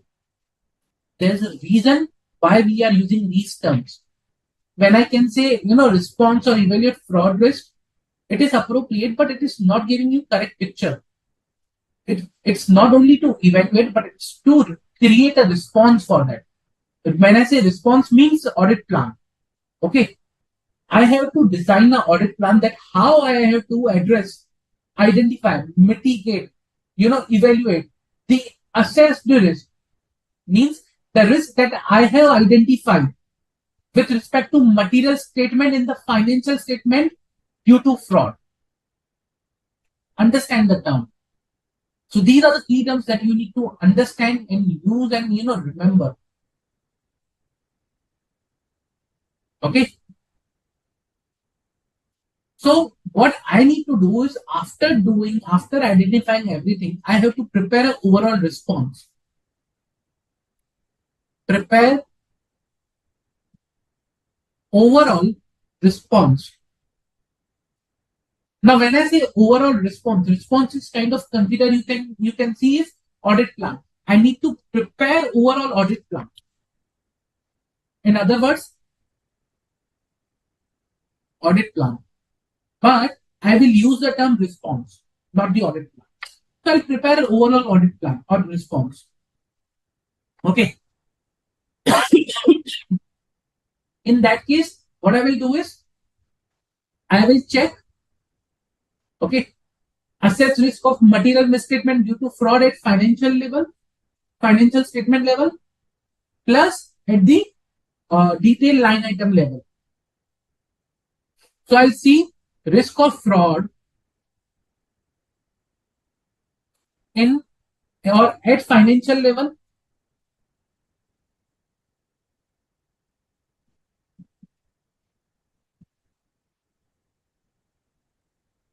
and I'll understand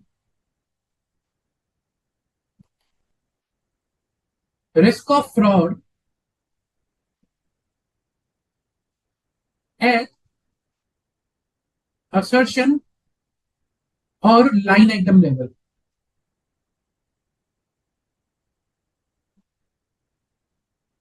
So I will say like, okay, not each and every item in the financial statement will have equal chance of having fraud. Do you think that all the items in the financial statement have equal chance of being a fraud, having fraud in them? What do you say? Or whether all the line items in the financial statement, do they have equal chance of having fraud, or some items have a higher chance of having fraud?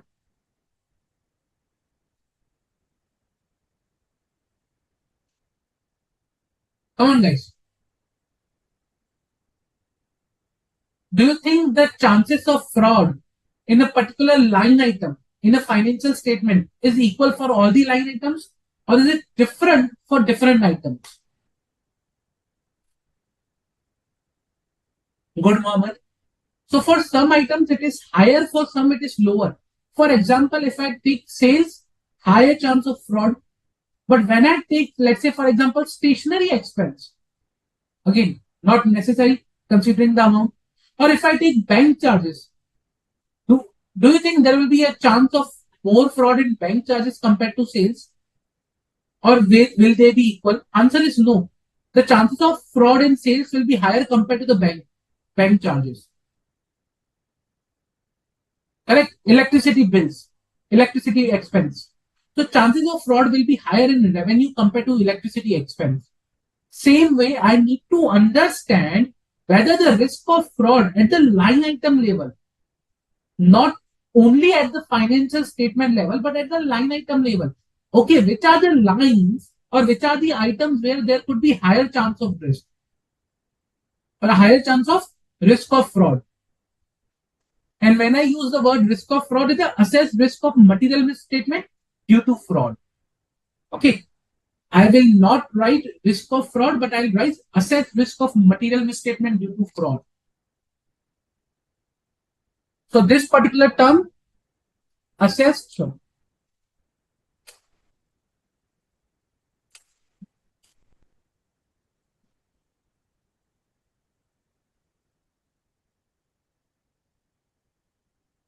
is kind of equal to risk of fraud.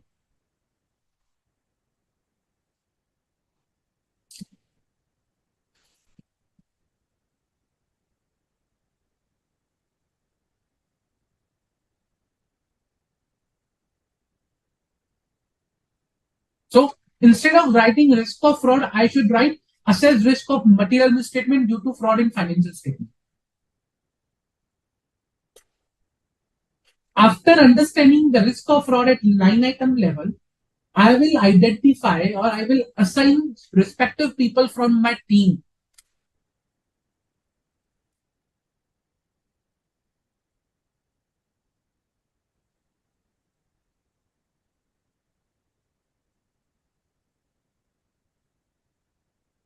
I will assign, okay, and the respective team members, okay, to uh, assess in their respective line item area. So let's say, see, I am the engagement partner.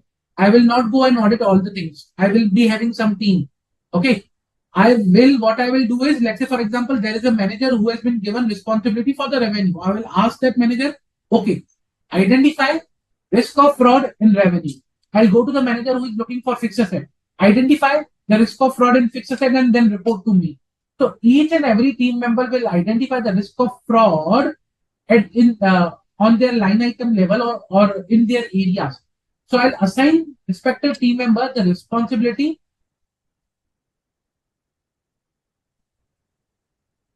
okay, to identify risk of fraud.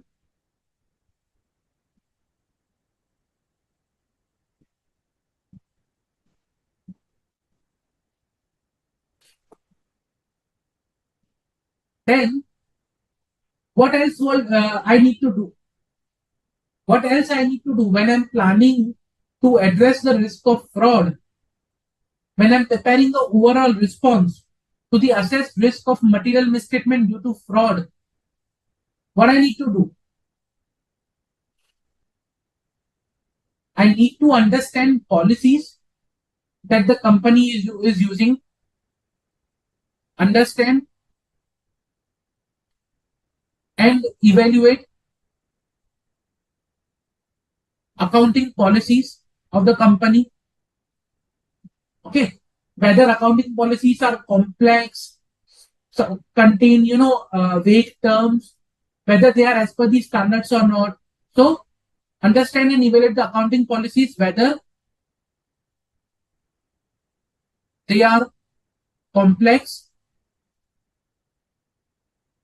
are they kind of vague or full of estimation,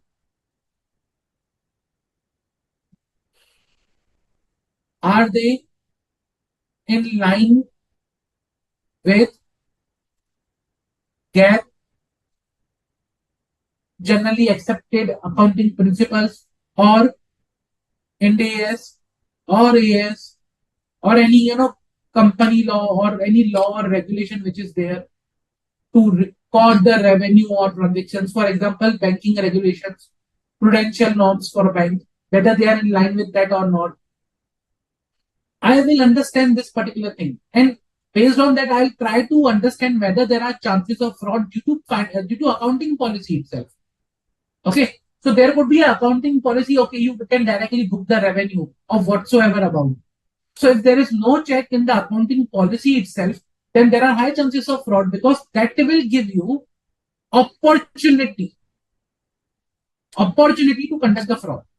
So kind of, I will understand what are the opportunities to conduct the fraud here.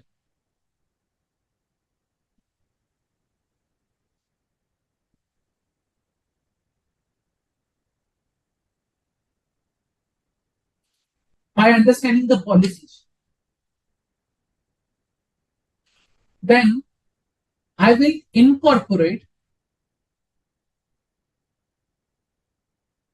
unpredictability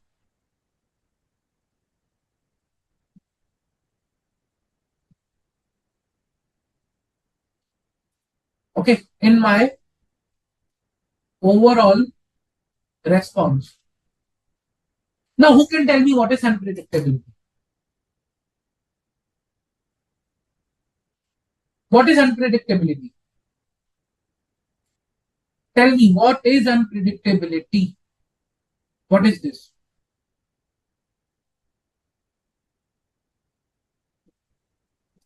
What do you mean by what I mean by unpredictability over here?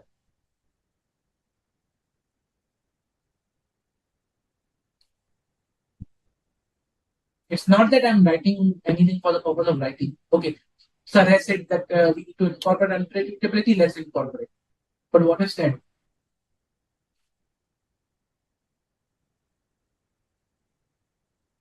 What is that?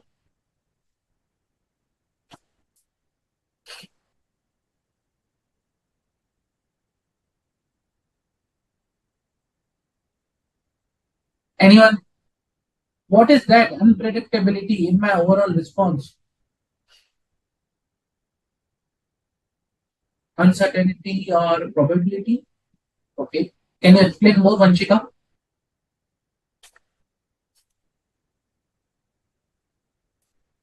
If I say uncertainty or probability, how will you incorporate that in your audit plan? When I say overall response means audit plan, no? How will I include probability in my audit plan?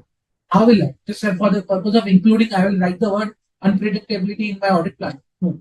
I have to include something that is equivalent to unpredictability. That is equal to unpredictability in my audit plan. But what is that?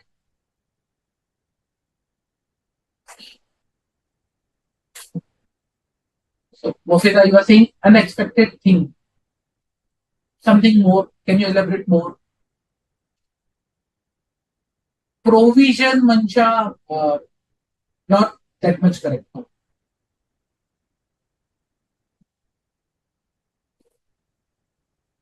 Probability of occurring uncertain events, kind of no. Probability of occurring uncertain events, that is something, contingent liability. Yeah. Probability of occurring the event. I'm not sure whether the event will occur or not.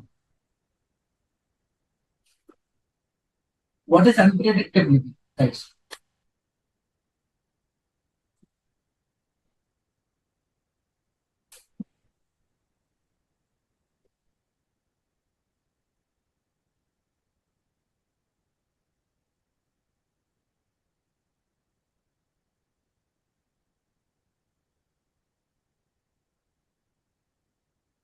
Come on, quickly. What is unpredictability?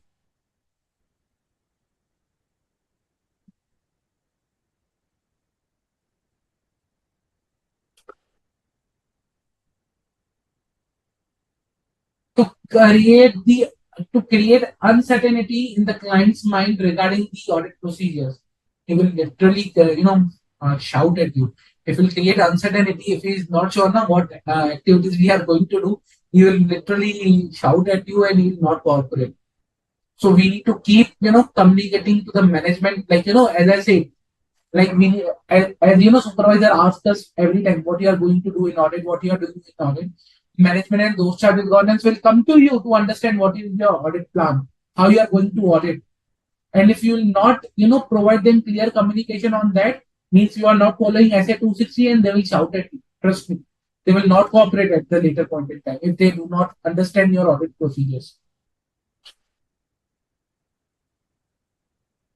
Market fluctuations, no. Very good moment. Deviations from the predictable items. Kind of, yes. But so your answer to unpredictability lies with this particular thing. Understanding the risk of fraud at the assertion level or line item level. We already discussed that all the items do not have an equal chance of being having fraud. Incorporating unpredictability in my overall response means including testing of those items which has lower chance of fraud. Okay. For example, bank charges, very less chance of fraud. So the person who is doing fraud might think, okay, bank charges, no one checks bank charges. Let's do some fraud in there. Let's post some fake entries in there. So incorporating unpredictability means where they, usually people don't go and check about the fraud. Those areas. Incorporating those areas in your overall response is kind of, incorporating unpredictability in the audit plan. For example, electricity expense. They will say, okay, the bill was there, we paid the bill, and as per the amount, there is no chance of fraud. Let's do not test electricity expense from the fraud angle. But everyone thinks that everyone ignores the electricity. What if the bills are fake? So, kind of, unpredictability, uh, you know, means including those items which has a lower chance of fraud or items which are usually neglected or not tested from the point of view of fraud. For example, small number item, let's say 100 rupees entry. So you are auditing a company of 10,000 CR revenue. Will you test an entry of 100 rupees? Answer is no. You said not material, leave it. Entry of 1,000 rupees, not material, leave it. By incorporating unpredictability, I will pick up small entities also, small number and journal entries also, a small number of sales also. For example, what if the person is booking 100 rupees fake sale and he is doing multiple times in a day, in a month, in a year? Now the number is so small that if you might pick up in the sample, you'll ignore it. Okay, what's 100 rupees? Leave it. But 100 rupees of so many entries, small entries that will, pass out through within, they will not come in your testing because of your threshold. Now, unpredictability helps you to bring those areas also into your testing. So not all the samples, but few samples you can pick up for such small amounts. Okay. So you need to do that.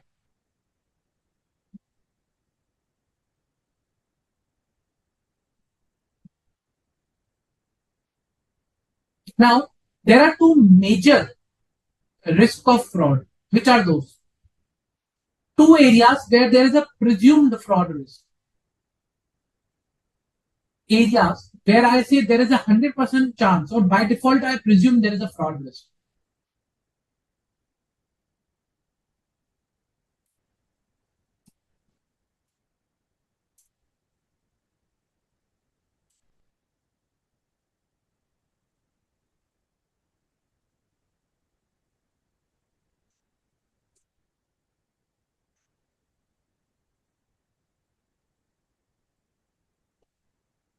Come on, guys.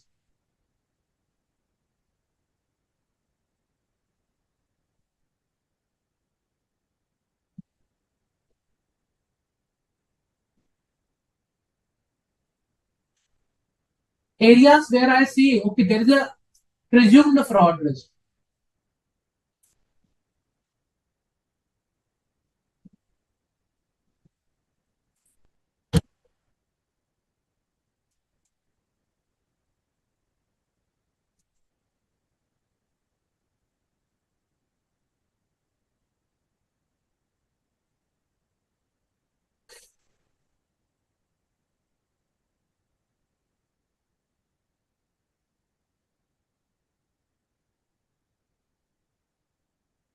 What do you think? Which are those areas?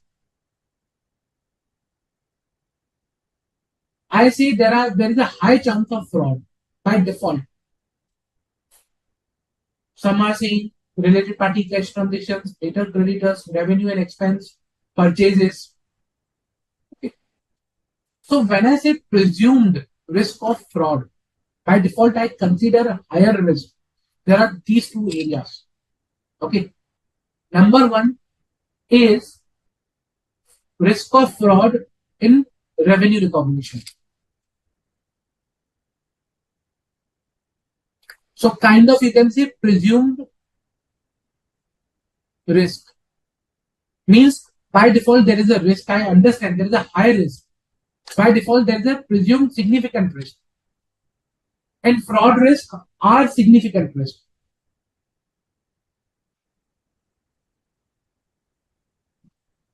So one is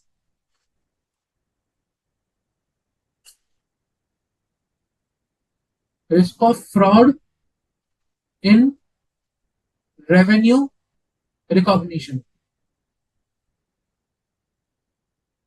That is a presumed fraud risk for me. I by default understand this is the fraud risk. Number two, which is the second one. Come on, guys. Presumed fraud risk.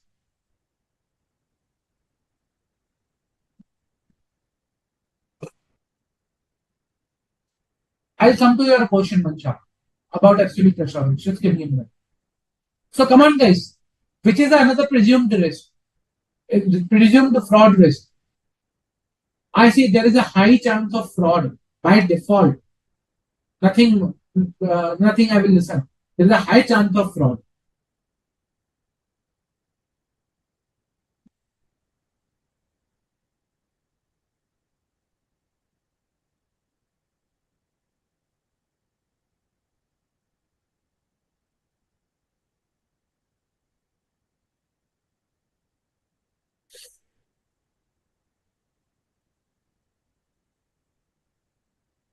Here I specifically say there is a high chance of fraud.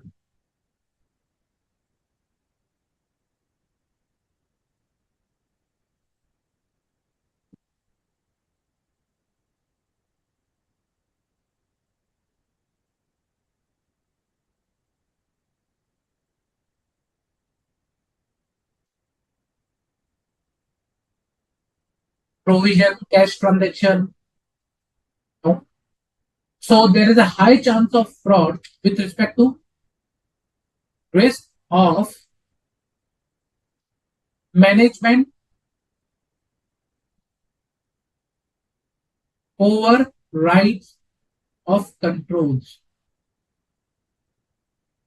What is this risk?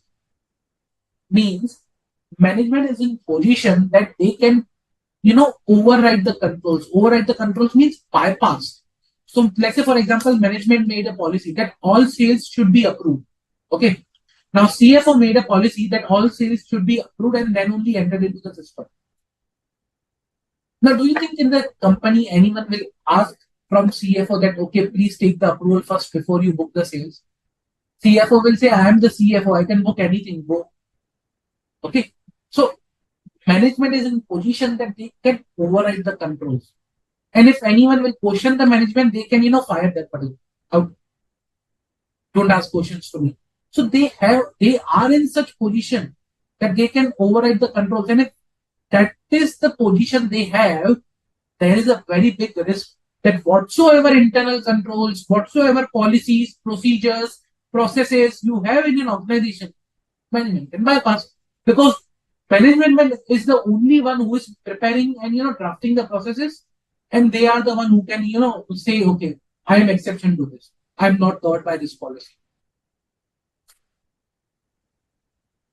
For example, there is a policy that in order to write off any data, you need approval from CFO. Now, what if the CFO is going to write off the data? He's passing the entry. Whose approval he's taking? Approval of himself. Like he will take his approval. Okay, I'm giving my approval. I'll write off. So management override of controls is the second area. Now, in an organization or in an audit, if you identify these are the two presumed, by default I say there is a risk of fraud in these two areas. And if by chance I say, okay, there is no risk of fraud in revenue, then if auditor thinks that there is, okay, if auditor thinks that the risk of fraud in revenue is not there, okay, that the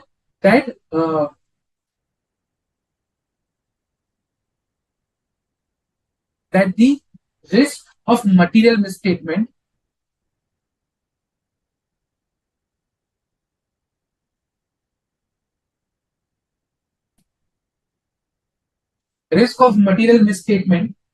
due to fraud related to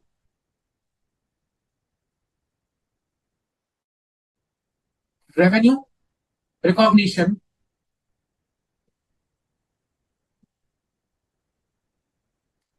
is not present or is not there. In that case, auditor has to document the reason for that.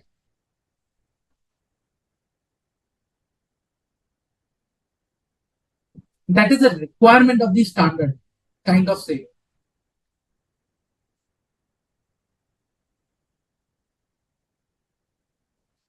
Means by default, you have to assume there is a risk. And if, let's say, for example, you are saying no, there is no risk, then provide me the reason why there is no risk. That is a requirement of the standard with respect to the risk of fraud in revenue recognition. Now, when I come to management override of control, okay, how will you test management override of control? Tell me. I say there is a risk of fraud. How will you test management override of control? If I want to test whether there is a material misstatement, okay, due to fraud in management override of control. How will you test that? What do you will test?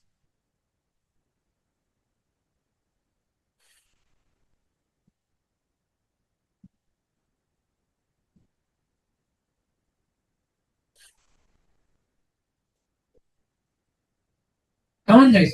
How will you test that?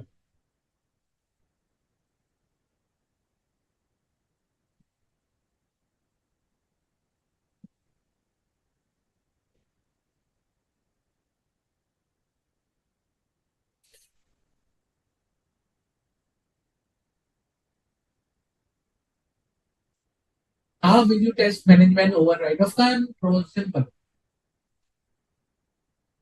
Come on, quickly. Segregation of duties, internal audit reports. Okay, Salesh. Okay, Geeta.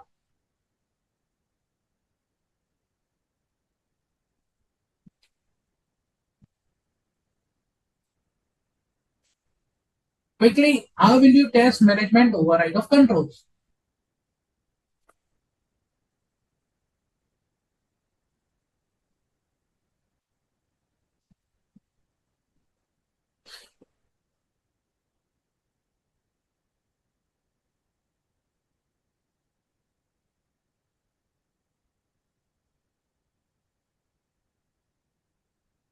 Now,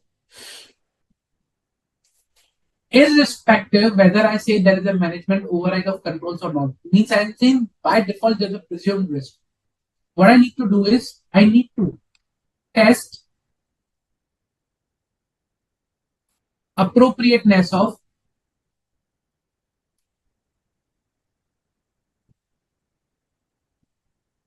general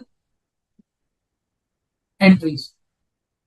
That means the first area where management can use, where management can override the controls by passing, you know, whatsoever journal entries they want, because no one will stop them. They will be having super user access. So testing appropriateness of the journal entries and other adjustment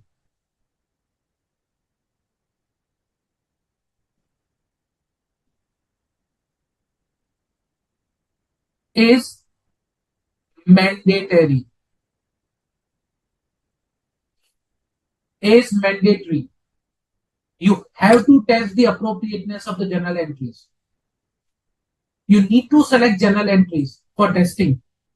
Journal entries made at the end of the reporting period, journal entries throughout the period, and all this stuff. Second, I need to review accounting estimates. I need to review accounting estimate and need to check whether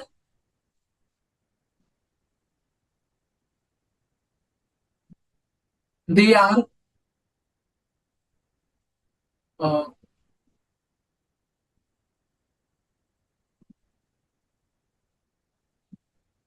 calculated in favor of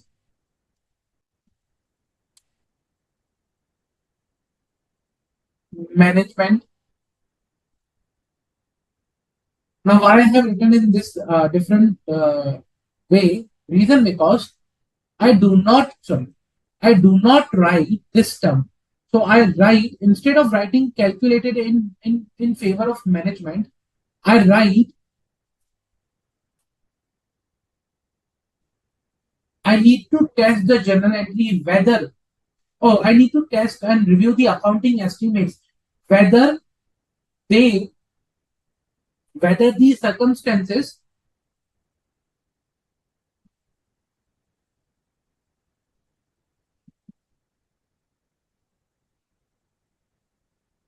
whether the circumstances are, you know, providing, whether the circumstances are providing evidence for management Bias means in favor of management. Okay. So whether they are calculated in favor of management, instead of that, I'll write whether uh, the circumstances are providing evidence for management bias in accounting estimates. If yes, then there's a fraud means, because management is calculating estimates in such a way that it is favorable for management.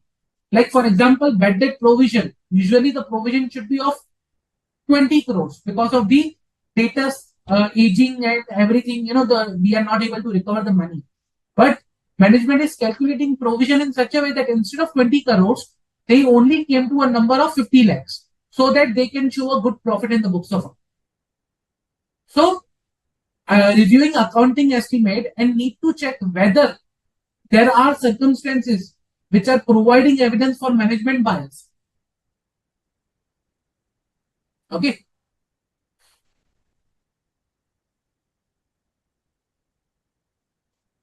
Plus, I need to see for retrospective review of management judgments. Retrospective review of management judgment. Okay, what is that? Means, let's say, for example, last year management made a provision of, let's say, 50 CR for a particular liability. But instead of 50 CR, they end up paying 100 CR. So what I'll do is I'll review management's past judgment, past estimates, assumptions, and we'll see what was the outcome of that. Retrospective review of management judgment. Okay, I'll do that. And then on the basis of that, I'll conclude whether is there any problem or risk of fraud, evidence of fraud or something like that. Now you will be asked, you will be having question that if reviewing of accounting estimate is covered over here, then what is covered in basically the standard with respect to the accounting estimate, SA 540 that we discussed over here.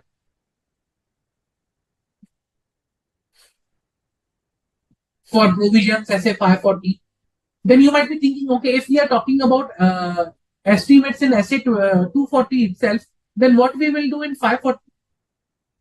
So SA 240 talks about reviewing accounting estimate, but how to review is something covered in 540. How you need to review accounting estimate, I will not discuss now. That I will discuss when I review SA 540. But as of now, you understand that we need to review accounting estimate.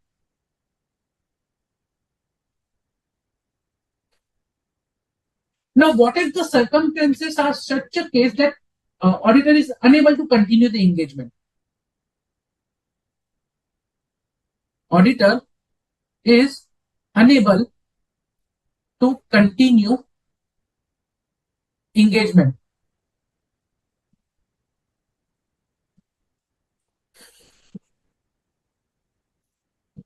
because of fraud, basically.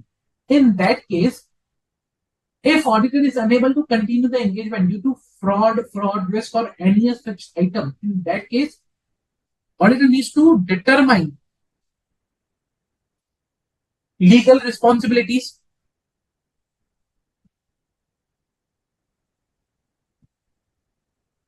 with respect to fraud or fraud reporting. Okay. Legal responsibilities regarding reporting of fraud, or uh, or other matters for which there is an issue.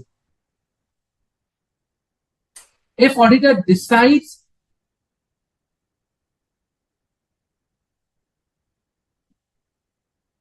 to resign or withdraw from engagement, then he needs to see whether law permits. Then check whether law permits or not. Okay. Third, If the auditor decides to withdraw, they need to, whatsoever it is, they need to communicate to management and those charged with governance.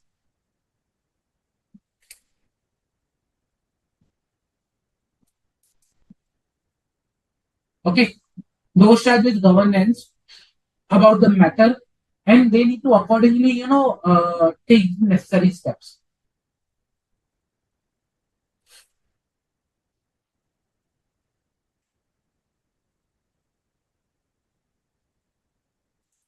Over and above that, over and above that, when I say we need to communicate to management and those charged with governance, I need to communicate regarding whatever fraud I have identified, whatever issues I have identified, and I need to communicate accordingly. I will not communicate to those charged with governance and management. So, kind of an exception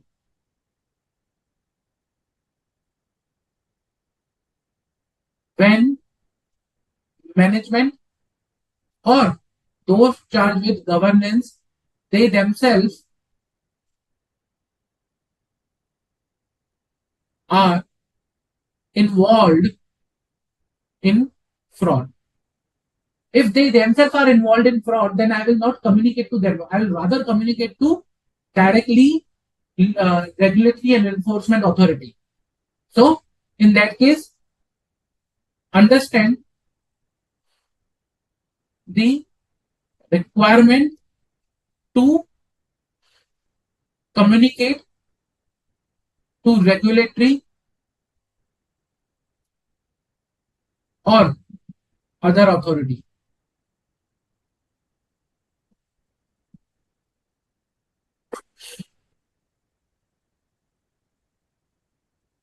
Clear?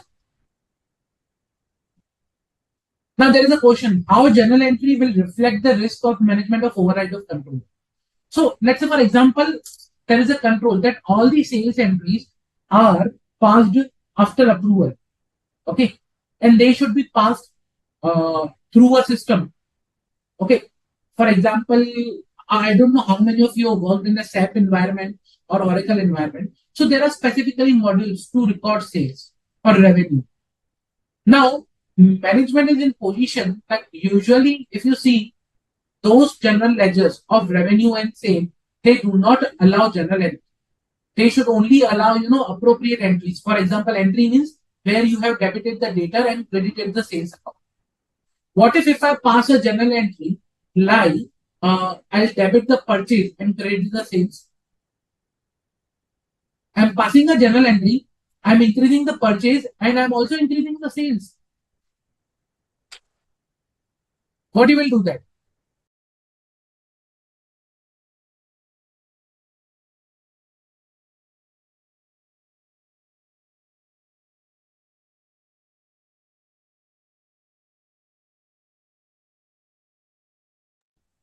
Okay, so in that case, they can do anything. They can pass anything and they can change balance of any of the account.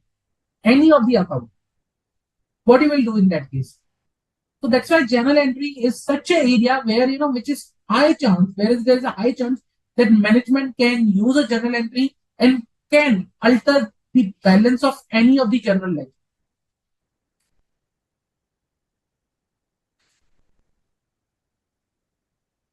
Okay, so there was another question. By incorporating unpredictability in our response, are we provide absolute assurance? No, you are not providing absolute assurance even after, unpredictability. Incorporate. Reason because when I say I am incorporating unpredictability, I'm incorporating that in selection of samples, in, selection of testing areas. But still, I'm testing on a sample basis, on a limited basis due to inherent limitation of audit. I'm not testing 100% of the transactions. Let's say, for example, if I have to test 50 samples, 40 samples will be of a normal risky area and 10 samples will be picked from due to the unpredictability, or 5 samples will be picked due to unpredictability. But at the end, I'm still testing 50 samples. So there will be a reasonable assurance, not absolute assurance. Any questions, guys? Any question? With respect to SA 240, That is auditor's responsibility relating to fraud in an audit of financial statement.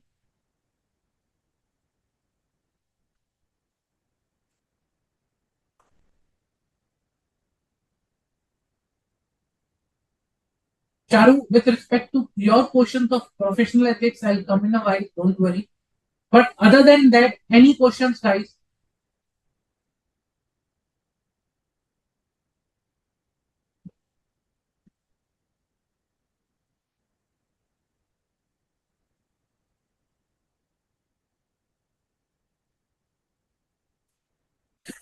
Any questions?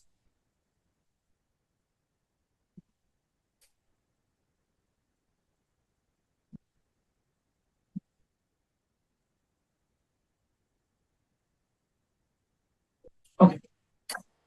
Unpredictability means to incorporate this area which has a low risk of fraud. Simple. When I say unpredictability means I'll include those areas in testing, whichever or which have those areas or samples in testing, whichever lesser chance of fraud.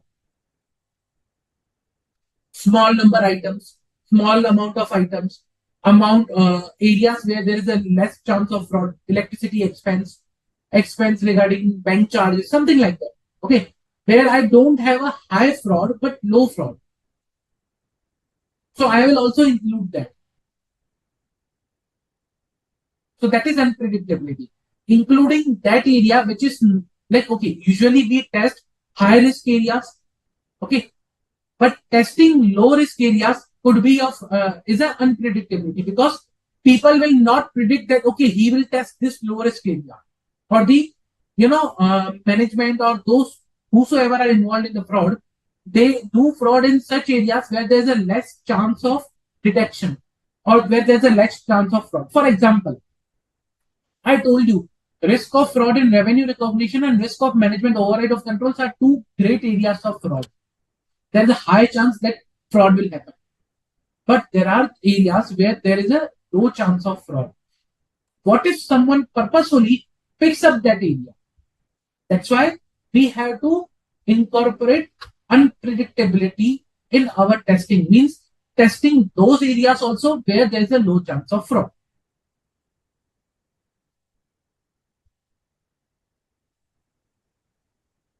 Any question, guys? Any questions?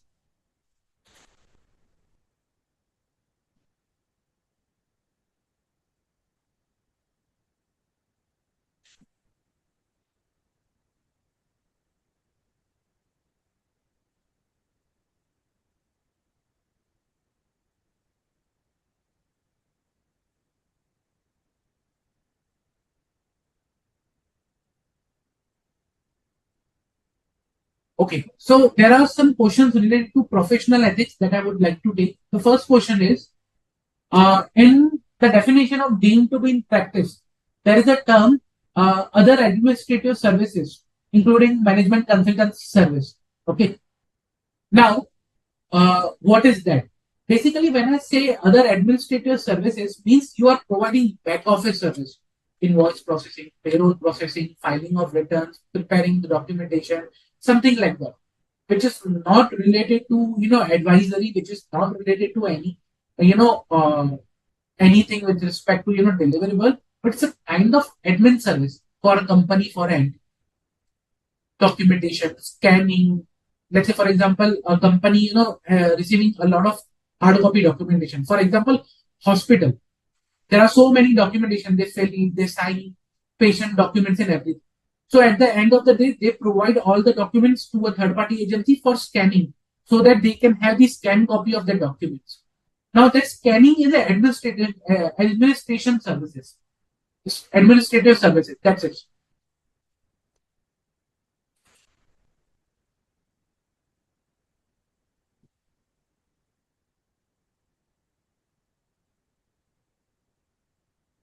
So there is another doubt with respect to management consultancy services.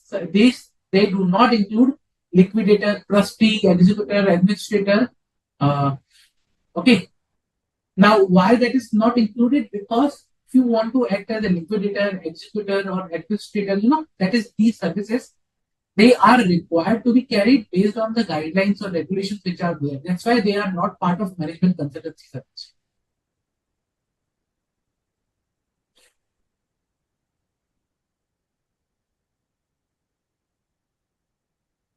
Uh, Charu, with respect to your next two queries, like the point number two, and can you just tell me the page number or something like that? I can refer to that.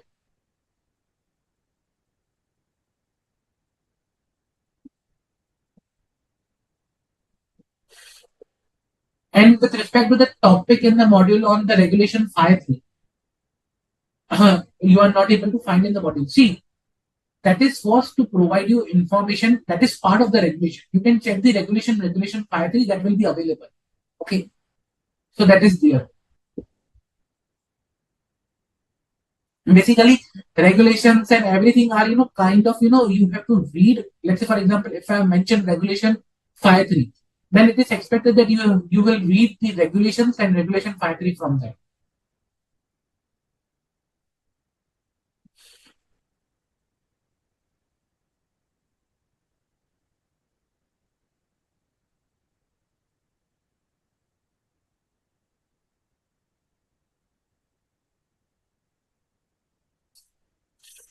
Uh, Again, Sharu, I'm really sorry. Can you just explain a bit with respect to a query, this administrator service or something like that?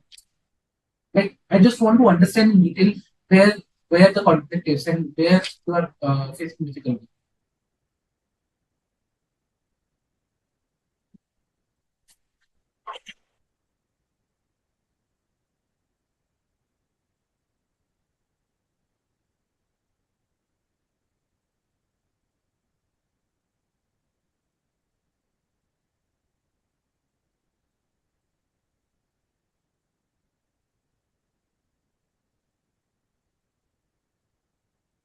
Any other questions, guys? Any other queries or questions?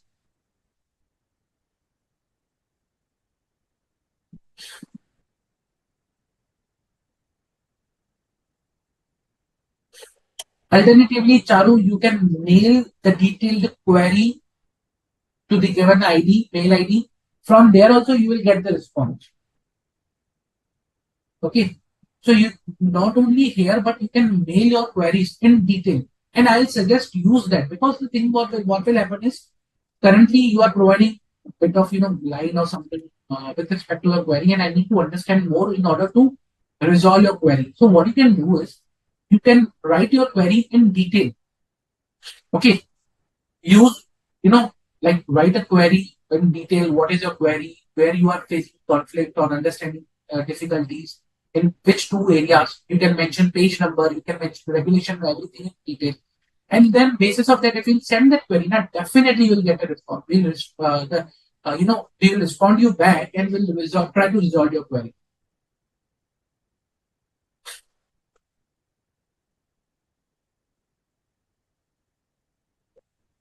Any other doubts, guys? Any other doubts?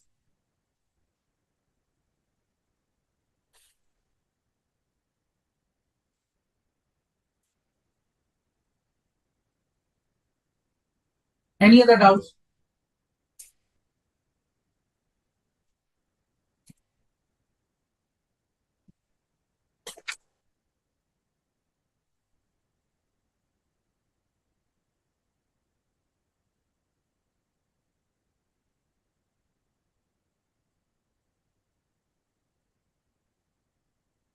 Any doubts?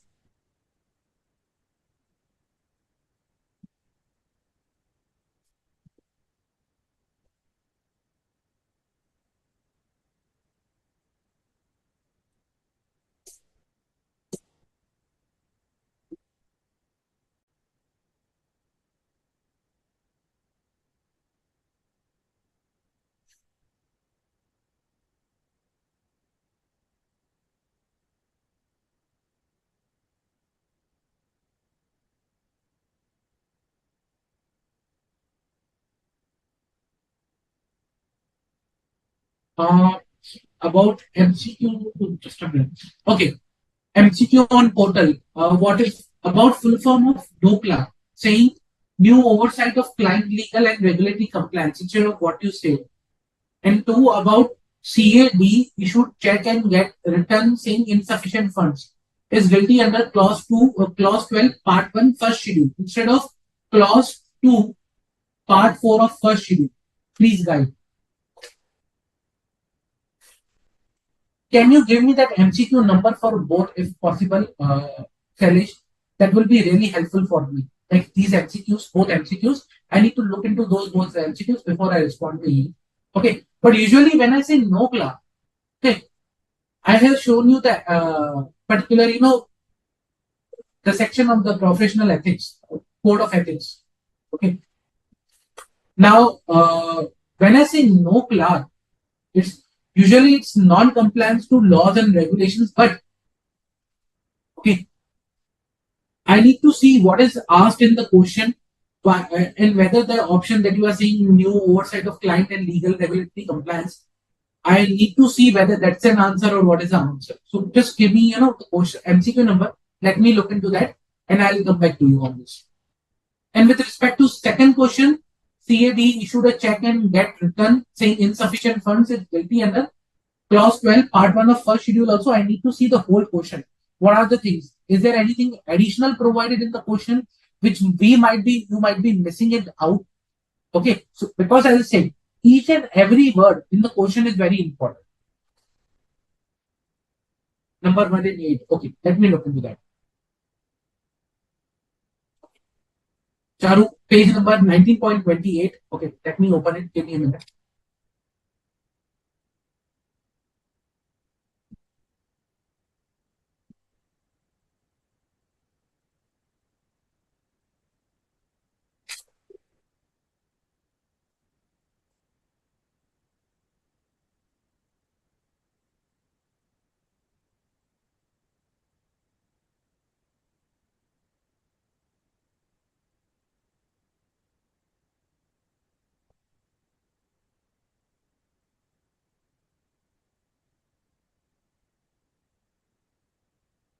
Okay, 19.28.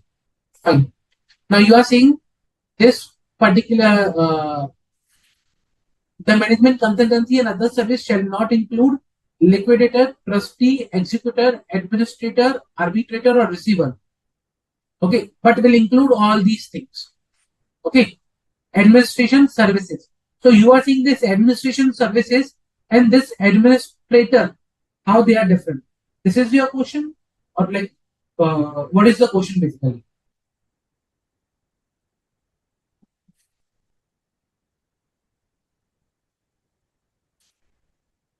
Okay, so administrator and administration services. Okay, what is the difference? You are asking the difference between both. See, this administrator is different. This administrator is different, and providing administration service is different. When say, for example, liquidator, trustee, executor, in case of insolvency, if you are being assigned as the administrator of the assets, administrator of the funds, liquidator, or trustee of the funds, that is something different. When I talk about administrator or something, it's from the point of view of you think of an example, let's say insolvency. In insolvency, I have appointed you as an administrator. That please, administrator, look after for the assets, funds. Okay, so you will be checking all the areas with a legal responsibility. So you have a legal responsibility of being an administrator. That is another thing. And when I'm saying providing administration services, that is services routine or mechanical task. That is not based on the law. If law requires a person to be appointed as an administrator or person who is looking after the thing, that is a term covered over here in this exception above.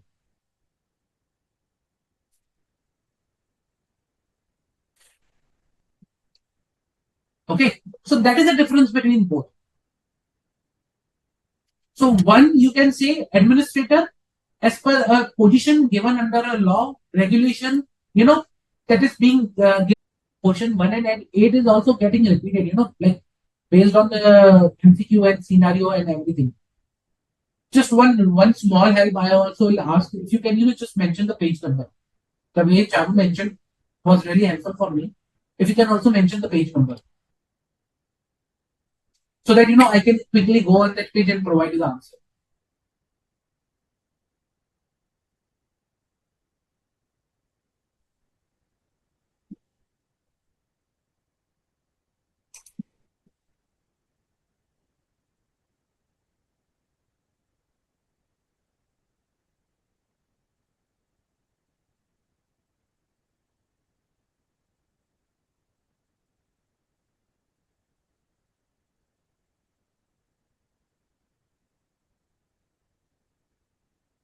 19.83. That's right. That's fine.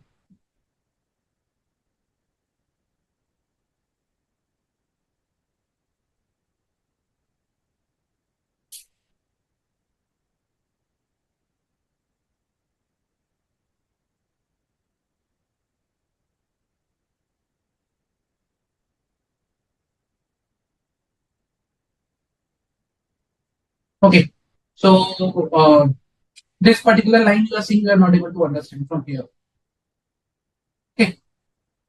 Whenever there is a doubt with respect to understanding the line, break it in the segments so that you will be able to understand fully. So, for example, nevertheless, a member in practice may use other letters or descriptions indicating. Now, what? What indicating? Like member is able to use, but what it indicating? Indicating that that are deemed to be prohibited. Prohibit any such person from adding other descriptions or letters to his name. Means if that is deemed to prohibit any such person, other person from adding such letters to their name, and they can only use if they are entitled thereto or they have a membership of such institute of accountancy. If I'm not a chartered accountant, can I use word chartered accountant designation chartered accountant? Answer is no, I cannot use. So till the time I'm entitled uh, to use that designation due to any of the examination, or I'm member of such institute. Okay, where where the membership allows me to use that letter, whether in India or elsewhere. Okay, and as may be recognized by the council or any other qualification that may he possess, okay, that those definition can be used again. So the term deemed to prohibit any such person from adding any other description or letter to his name, okay, means you are not like, it's not a term or designation that is used by all, kind of. It is deemed to prohibit any such person unless and until you are entitled, okay, and you can only use when it is recognized by the council, okay, or if it is recognized by the council, then only you can use, otherwise you can.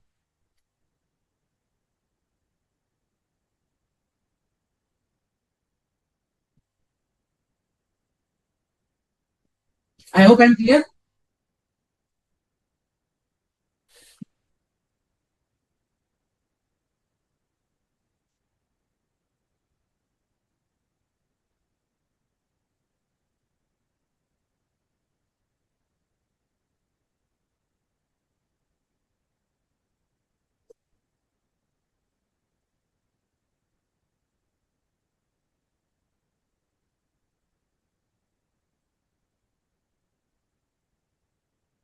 Okay.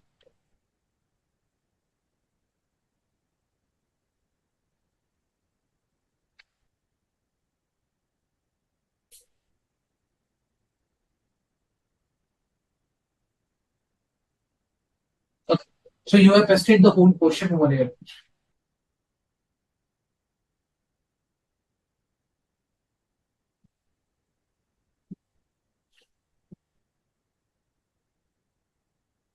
Just a minute, let me see this at my author. I'm just reading the question.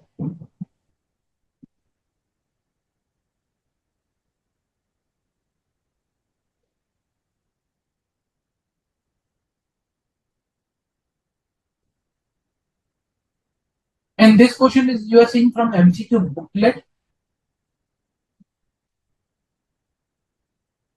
MCQ booklet that has been uploaded.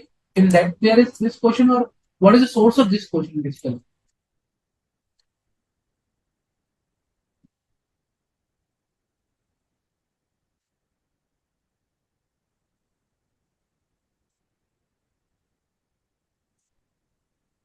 Because I'm searching a question in the MCQ booklet, I'm not able to find. Oh, okay, give me some time. Let me go through this question in MCQ booklet where it is. I'll come back to you in next lecture about this question. So let me go through search where this question is. I have received your question, Sarish. These two MCQs on no clar and the clause 10.1. That is in next lecture. Don't worry.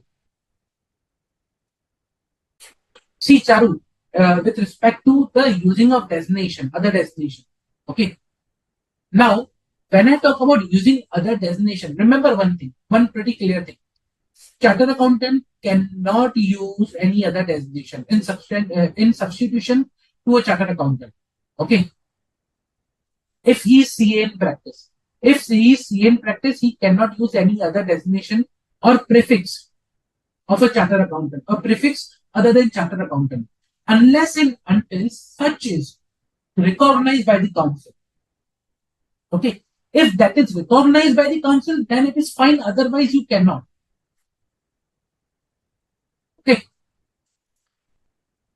So, in nutshell, if I say you cannot use any other designation, but a member who is not in practice, okay, does not use designation of a chartered accountant, can use any other description. So understand from that point of view. Although you may be stuck in a legal language, that is fine. But the crux is that only that a chartered accountant or a member in practice cannot use any other designation other than of chartered accountant. That is pretty much clear. If you see this one, nor he can use any other description, whether in addition thereto or substitution therefore. But having said that, a member in practice, a member who is not in practice and does not use the designation of a chartered accountant may use any other designation.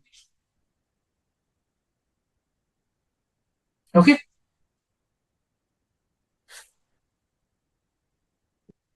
Now, with respect to using other letters, description indicating, membership of such institute or where he is entitled to, they can only be used if it is recognized by the council.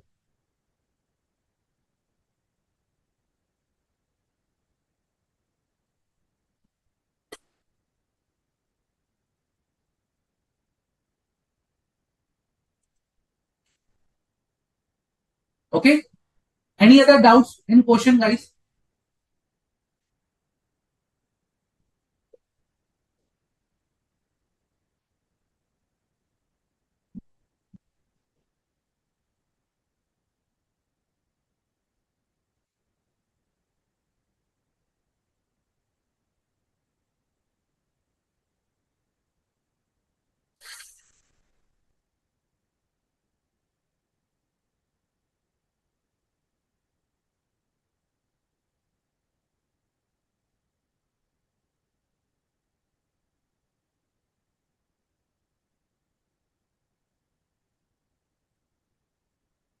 Any other doubt? Any other question?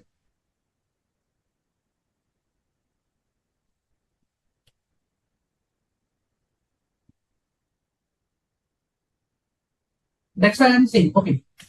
So usually you cannot use, remember in that lecture, I discussed about using the designation and using, suffixes. Okay. Now understand the designation. If you are using a chartered accountant, you cannot be a cost accountant. You cannot be two things at the same time. Either you are a chartered accountant, either you are a cost accountant. But adding the word AMCA, that is associate member of management and cost accountant institute. That's the thing that a member in practice may use other letters or description indicating membership of such other institutes of accountancy if they are recognized by the council. So you can use other letters or description indicating membership. That is fine. Other letters or descriptions providing qualifications, fine. For example, after at the end of my name, if I use word LLB, I'm saying CA Harshad Tekwani in bracket ACMA or ACS, something like that. Associate member of company secretaries kind of thing. I can only use these terms if they are recognized by the council. Okay. Otherwise, I cannot use, and using of designation, chartered accountant is different, and using the membership of the institutes, qualifications at the end of your name is different.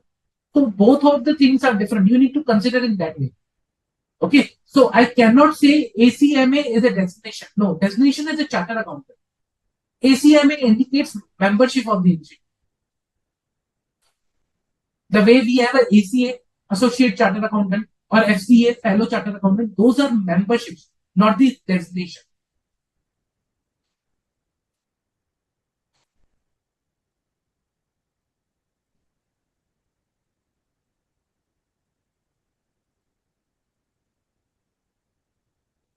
Any doubt? Any doubt, guys?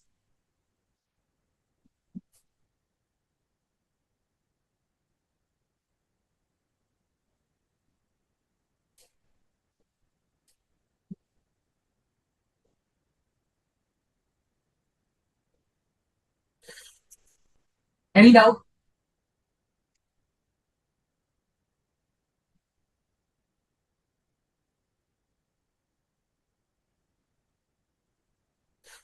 Do one thing. If you guys still have doubt, okay, in case if you have doubt, if you are not satisfied with the answer, read this thing. In next lecture, you can ask doubt again. That is no issue in that. Ask as many times as you want. I'm there to answer. Because, by asking the doubts, you will be able to clarify your concepts.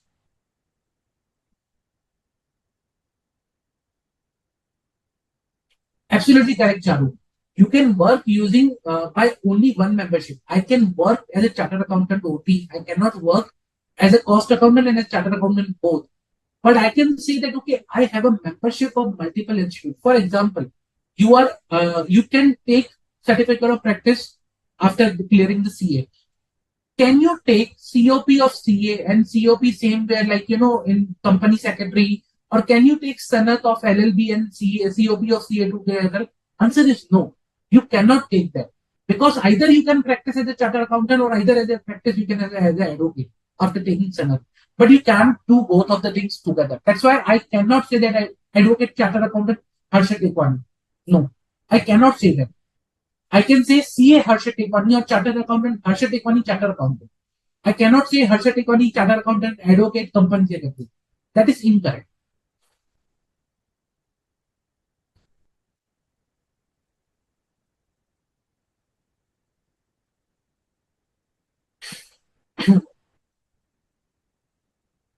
Okay. So if no further questions, then I'll say we'll keep the lecture till here. Okay. And guys, in next lecture, I'll continue the topic. I'll continue rest of the standards with the questions.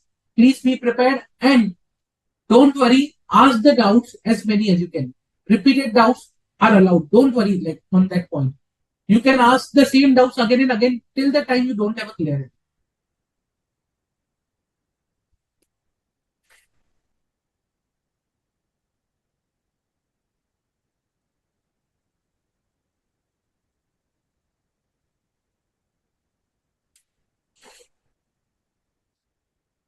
This particular line, if you are referring to Charu, so see, when you are serving armed forces as a in a capacity of a chartered accountant, at that particular point in time, it will be considered as deemed to be in practice. So in armed forces, there are many services that a chartered accountant provides. So kind of a, budgeting services, budgeting vacancies. So there are a lot many. You can have a lot many vacancies in the armed forces with respect to chartered accountant. So that is there. Budget department is there. Then there are other audit departments. So they also carry audits. So their audits are also there. Audit of expenditure, the way the rest of the audits are there. Their department audits are also there. Physical verifications are there. A lot of things are there. So if you are in service, like providing rendering service with armed forces, okay, for the position of a charter accountant, then yes, you can be counted as the deep domain practice. Okay.